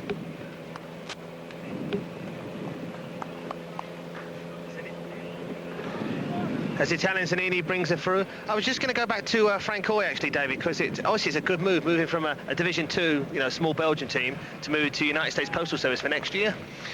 Yes, and of course the team manager of that team, Johnny Volts, is from Denmark too as well. He had a silver medal in the World Championships as an amateur, had a very successful career as a road rider, then finished off riding with the Motorola team, and he's now got a very nice compact team together. An amazing one, a proper League of Nations though when they turn out. Although it's the US Postal team, they've got people like Ekimov from Russia riding with the team. They've got Balanovsky from Poland riding with the team, and now they've got Hoy from Denmark joining Mallet Nelson, also from Denmark. And also I believe they got Bobby Livingston moving from Cofidis, moving over. Is it Bobby Livingston? Kevin Livingston, sorry. You're thinking Bobby Julie. Kevin That's Livingston. Yeah, I think he's moving across too as well, so it'll put the American content back up again.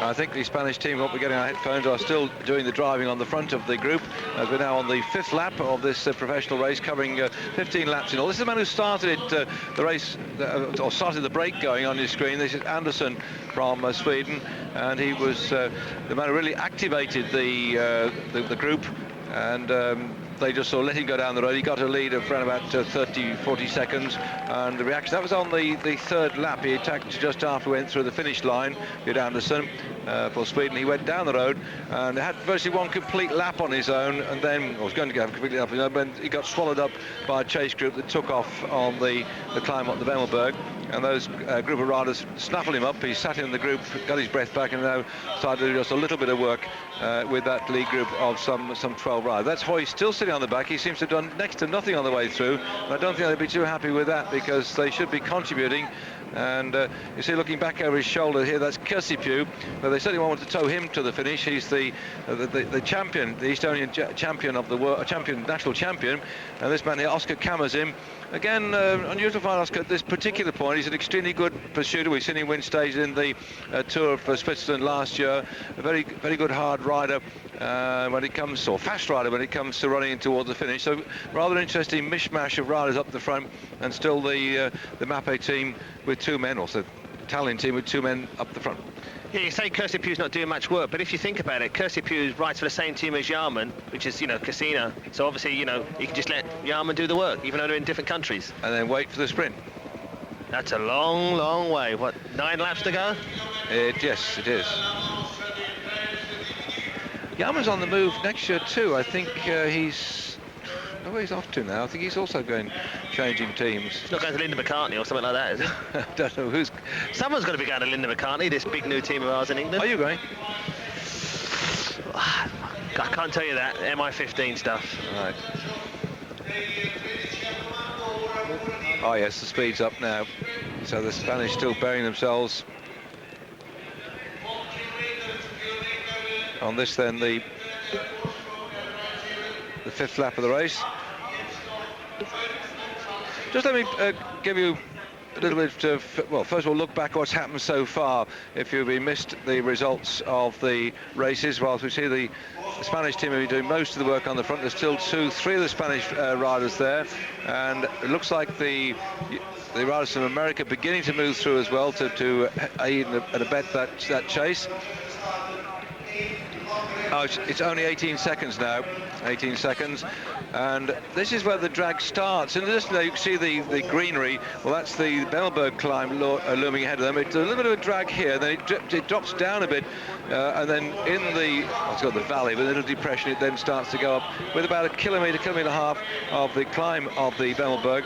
And when they go up that one, it zigzags round. It's 11% climb, and it's a thick end of I don't know, about just over half a kilometre with really tough climb. But it sort of drags a bit from here as we go up through the little village. This is Bemelem itself, and the Bemelenberg is lying ahead of them. We're going past the church and then up the climb. It levels out and goes on out towards Valkenburg. And I think you might find one or two jumping across on this climb with 18 seconds. Look at the speed at which the Spanish, only 10 seconds is the gap now, just 10 seconds back to the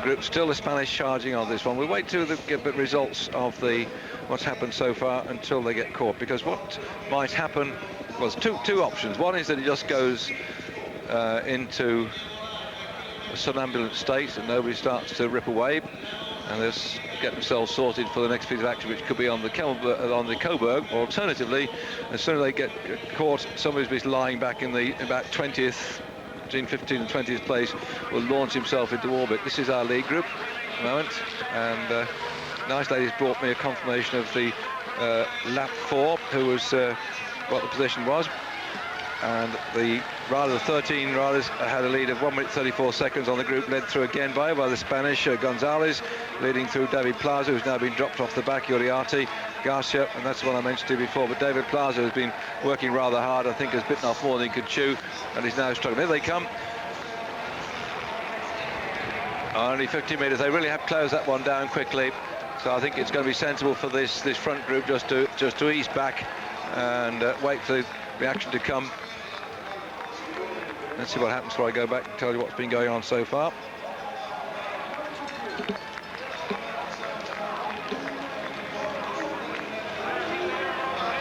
Let's see who's doing the work. Yes, still the Spanish up there. When you see the Dutch jersey hovering, they're not doing any work. They're just going to sit in behind the Spanish, who really have sorted this one out. The Australians thinned down a bit. They've only got the three of them in the race, to Tim Christopher, Brad McGee and Henk Vogels. Brad, I don't think he's going to last the distance. It's a bit much for him. He's been riding about 3 months on the track. Well, they're classing it on headphones, and the bake has now been caught by the bunch, but there's still a little bit of a gap there, as you can see. But the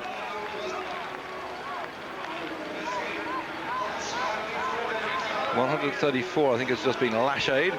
That's the Polish rider Prestial. And they're the Australian colours. You see about the white jerseys with the green and yellow bands around them. So Brad McGee working for Henk Vogels. Henk, I think, could do with a good performance. He's had a bit of an erratic season so far, and he could be coming good just at the right time. And I'm going to have to go back in my books and work this out, because Henk Vogels is an Australian, but I'm pretty certain that his father was born in Holland, or he was born in Holland, of part Dutch parents who went out to Australia but got the Australian citizenship. And I rather think that Vogels, I'm not saying he actually rode for Holland at one particular point, but a name like Vogels, you can see his Dutch connection, so he's looking to ride well on virtually inverted commas home soil. One they're missing most of all in this race was the great Agricole rider who crashed out in the Commonwealth Games. And imagine if you've been riding the Commonwealth Games like Brad McGee has been doing, and come over here and then find yourself in this cold weather condition. Not very nice at all. So they're all back together again. And so perhaps it's time for Henk. Well, in fact, David Plaza's now abandoned. We've got to now note that he's actually abandoned. So the short life for the Spanish rider. Nothing worse, because it's quite easy. You can come to a race like this, you'll be selected by your nation, and then suddenly that you discover that you've got a stinking cold, or you eat something that's indigestible, and you can't stand the pace. So Plaza's now going one of the first men to go back for an early bath or another shower. Russ. Yeah, you were just talking about Vogels there. He was actually born in Perth, but he lives in Belgium. He lives in Brakel. But I think he should be really happy with these roads, because obviously he used to race for Novaville and also Rabobank. But if I remember rightly, at the start of the year, I think he had some problems with his knee just after the early season classics. So it's been a very quiet year for him.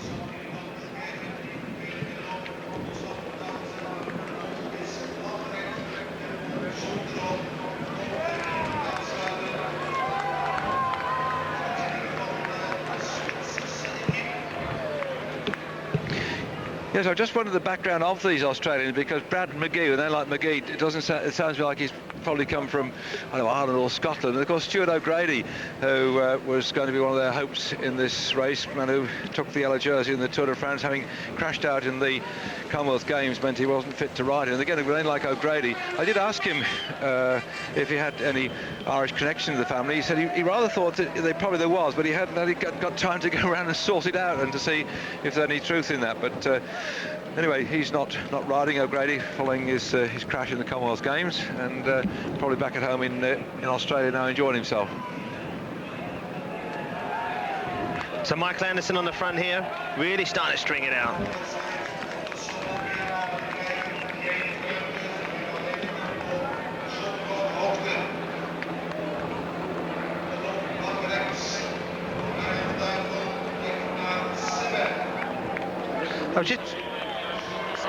I was just wondering, David, because obviously Michael Anderson, he rides his professional team, his TVM. I wonder if he's actually doing some teamwork here.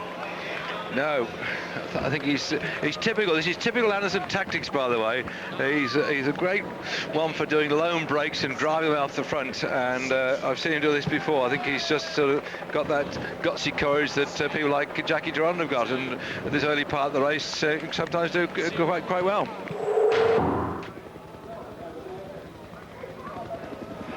Descending as usual, like stones, gaily colourful stones on two wheels down towards Valkenburg, where the massive crowd is waiting for them to come through, and then up towards the end of this lap. This is lap 5 of the Elite Championship of the world. I keep using the word elite, though, of course those who've been in the trade for a long time, the sport look upon it as the professionals, but the UCI have now sort of split it into elites and under 23s and call them different titles, because there's a very grey area as who's professional, who's not, because the under 23s, some of them in pro scene, so they call this the elites, and they're coming down here, descending around about just about 35-40 miles now, not too fast really, because this sharp turn at the bottom, as you can see with the little bits of painting on there, it's rather dicey.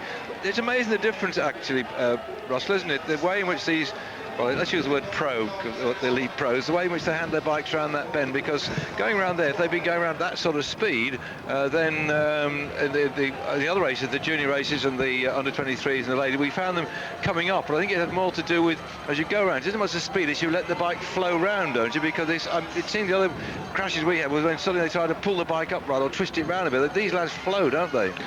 Yeah, these professionals, I mean, as you say, top elite riders really do flow around. But I think it's all down to experience. I mean, these guys ride a bike for a living. They get paid big bucks, big money. They just can't, they just can't afford to fall off, or they can't afford to make a mistake so somebody else falls off. The thing that makes me laugh as well, they always make it look so easy. Look, right on the Sunday run. Well, the last lap they went round here, the speed that we got here at the end of the 4th lap, so that was when they went through in 1 hour 41 minutes and 2 seconds. So I'll come on to the 5th lap in just a moment for you. That was 41.98 kilometres there, just under 42 kilometres per hour. They're averaging just over 40 kilometres an hour, just over 25 miles an hour is the speed at which they're travelling around this course, just to give you some idea of the rate at which they're going. That last lap they went through a bit quicker. They went to at 42.397 kilometres per hour. The time for the lap was 24 minutes and 20 seconds. That was the 5th of the laps, and the average speed overall is lifted up now to 41.157 kilometres per hour, and at that point they'd covered 86 kilometres. So they're coming around here, they'll come through with then some just over 100 kilometres of racing at the the finish of the next lap coming up, which will be the 6th lap of this race. The lapse time so far is 2 hours 25 minutes and 46 seconds, and that group of 13 riders that we had going into this lap in the lead, they were at that particular time only 30 seconds ahead, the 13 riders, and they were caught as we went up towards the Valkenburg. So it's all quiet, the rest in front at the moment, getting towards the halfway point of this race. Little move starting to go there by the Italians. I know the last few days you've been talking about different teams and who to watch for, and one of your favourites was going to be not Nico Matan, Vanderbroek. And I just wonder why he wasn't racing, and he just walked past us there. Well, he wants to come and say hello to you, Russ. No, I think he's heading off to the Belgium commentary for Eurosport to have a little chat. I probably would do, yes. Now, talking about favourites, who do you think? No, I'm just trying to come back. He rode the Tour of Spain, and within problems with his 2 mouth. days or something, he got. They reckoned he'd had an abscess or something. He either had got to have a tooth out, or he was thinking of having a tooth out, and he had the abscess, and then we went back and had to give it some treatment. He wouldn't go away. He was on antibiotics, and I think that knocked him about it. But he tried to come back and ride one race, but by then he was just he'd lost all his momentum. You know what he should have done? He should have gone to England and seen Ian Hallam, the dentist, and also twice world champion. Is he twice? I think he's 2 times world champion by the Masters, or 3 times. I can't remember. Oh, he had a lot of medals recently, didn't he? And yet again, the Spanish are steaming along here. I don't know what's got into them. They've blown one of their lads straight out the back. Well, I think the thing is, obviously, they've come here in strength. Obviously, their big favourite, Alano, has gone home. But also, you know, second was Mocho Mari, and, you know, he shows a lot of form. Yes, he does, and a very experienced rider too, having won the Tour of Spain in 91 93, I think was what it was. It was some time back now, and he's got coming into good form. But I was surprised that they're putting so much work in early on, because if you're going to work as a team, they've done what they had to do. They pulled back that breakaway, and still they're firing Spanish riders off the front. Amazing. Starts to look a bit grippy there. They start to stretch out a bit.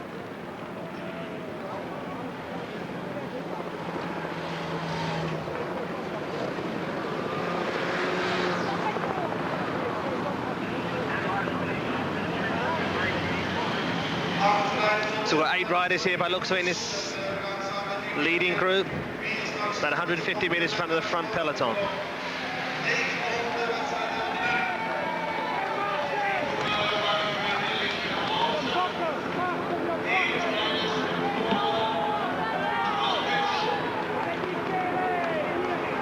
The Dane on the left there, David, it looks a bit like Holmes. Maybe you tried for Telecom. Now, team captain, is he Jack and Jones, or did he leave Jack and Jones, I think, or? We went to Jack and Jones, but I'm not quite sure what's happened now. If I remember rightly, I think he's still racing with them. But yeah. We don't see a lot of them because it's the. I thought he had some problems with Jack and Jones and moved on to another smaller Danish team. I know he's on his way out. Well, just sort of gently disappearing. That is Brian Holmes. Yes, it is. Brian Holmes, yeah. Brian Holmes, that is him. Yes, that is him. I'll find out about him in the wintertime when I'm down in. Oh gosh, here we go. Down in Lanzarote.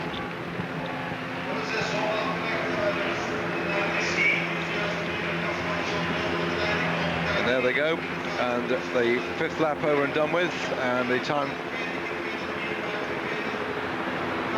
only just a few seconds between that leading group. It depends if the main field are going to ease up coming through the pits. Yeah, I think they're going to come back at them, so there's not much. Yeah, there's. Whoops. Oh, that's a bit dodgy there by the Dutchman. That's nasty. He's got to leave it out there now. Now the trouble is, he's thrown that jersey out, but it could be something sharp in the pocket. There could be, you know, some sunglasses or something. Sunglasses? Of course, they use them to stop the gritting now. That's right. Yeah.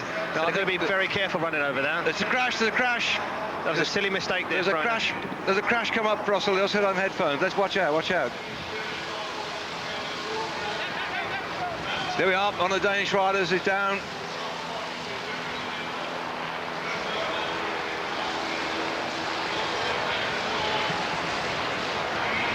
Well, the breakaway group has been just caught. That little one that went off the front. One chap nipping away now, but there was a bit of a crash. But this is the group that came through the finish area, and but there's just been a bit of a crash down there. Let's hope it was on that one rider we saw just on the side from Denmark. So that group we're looking at your screen that went away there was Pascal Chantel from France, Torsten Schmidt from Germany, Martin Den Bakker from the Netherlands, Mark Wouters from Belgium, Pascal Richard from Switzerland, Mirko Celestino from Italy, Cedric Vasseur from France, and the Danish rider bringing up the tail end was Brian Holm.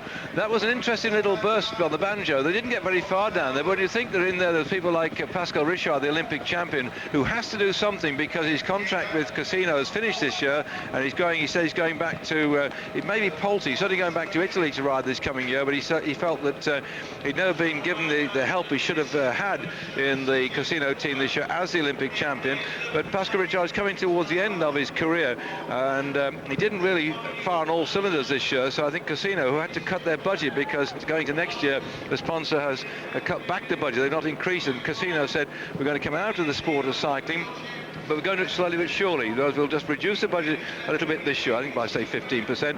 Next they'll reduce it again, and then probably in 3 years' time they will stop. So it gives the riders a chance, the better ones, the bigger ones, to go elsewhere. And Pascal Richard, who's one of the most expensive, if not the most expensive rider from the Casino team, is now going off elsewhere. But if he hasn't got the contract, then he'll be looking for some interest in his performances today. And secondly, even if he has got a contract, then beginning to build up some points just toward the back of the season. Bearing in mind the UCI points thing changes at the end of the season. It will help him in negotiating the right sort of term. So he was in that group. Cedric Vasseur, the man who last year in the Tour de France streaked away and got a stage victory and took over the yellow jersey, he was in that group too. And so I think we had one or two riders there beginning to test the water to see how they could go, but they got sucked back in by the main pack. They only went through 7 seconds lead over the group, and 3 Italians led the main bunch through: Paolo Bettini, Gianni Farazin and Massimo Donati.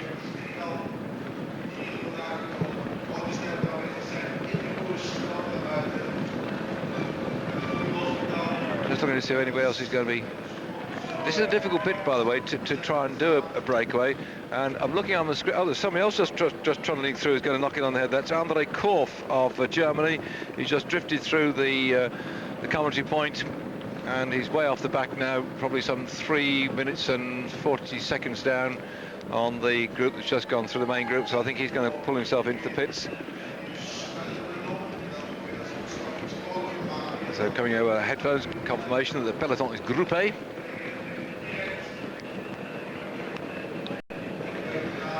And the bunch getting rather active now. This is a bit where they're going into the headwind, and if you can feel crazy enough to start to drive it along a bit, you need to have a few people with you, and the splits can begin to come. You see now that the field is strung out quite a bit, but nevertheless the cracks aren't appearing at the moment, so they might have to wait until they string round to the left and then work their way back up towards the Valkenburg. And we're on the 6th lap of the race, the 6th lap then of the 15 laps of this, the World Elite Championship of the Road, today covering in total 258 kilometres. That's 161 rather wet and windy miles.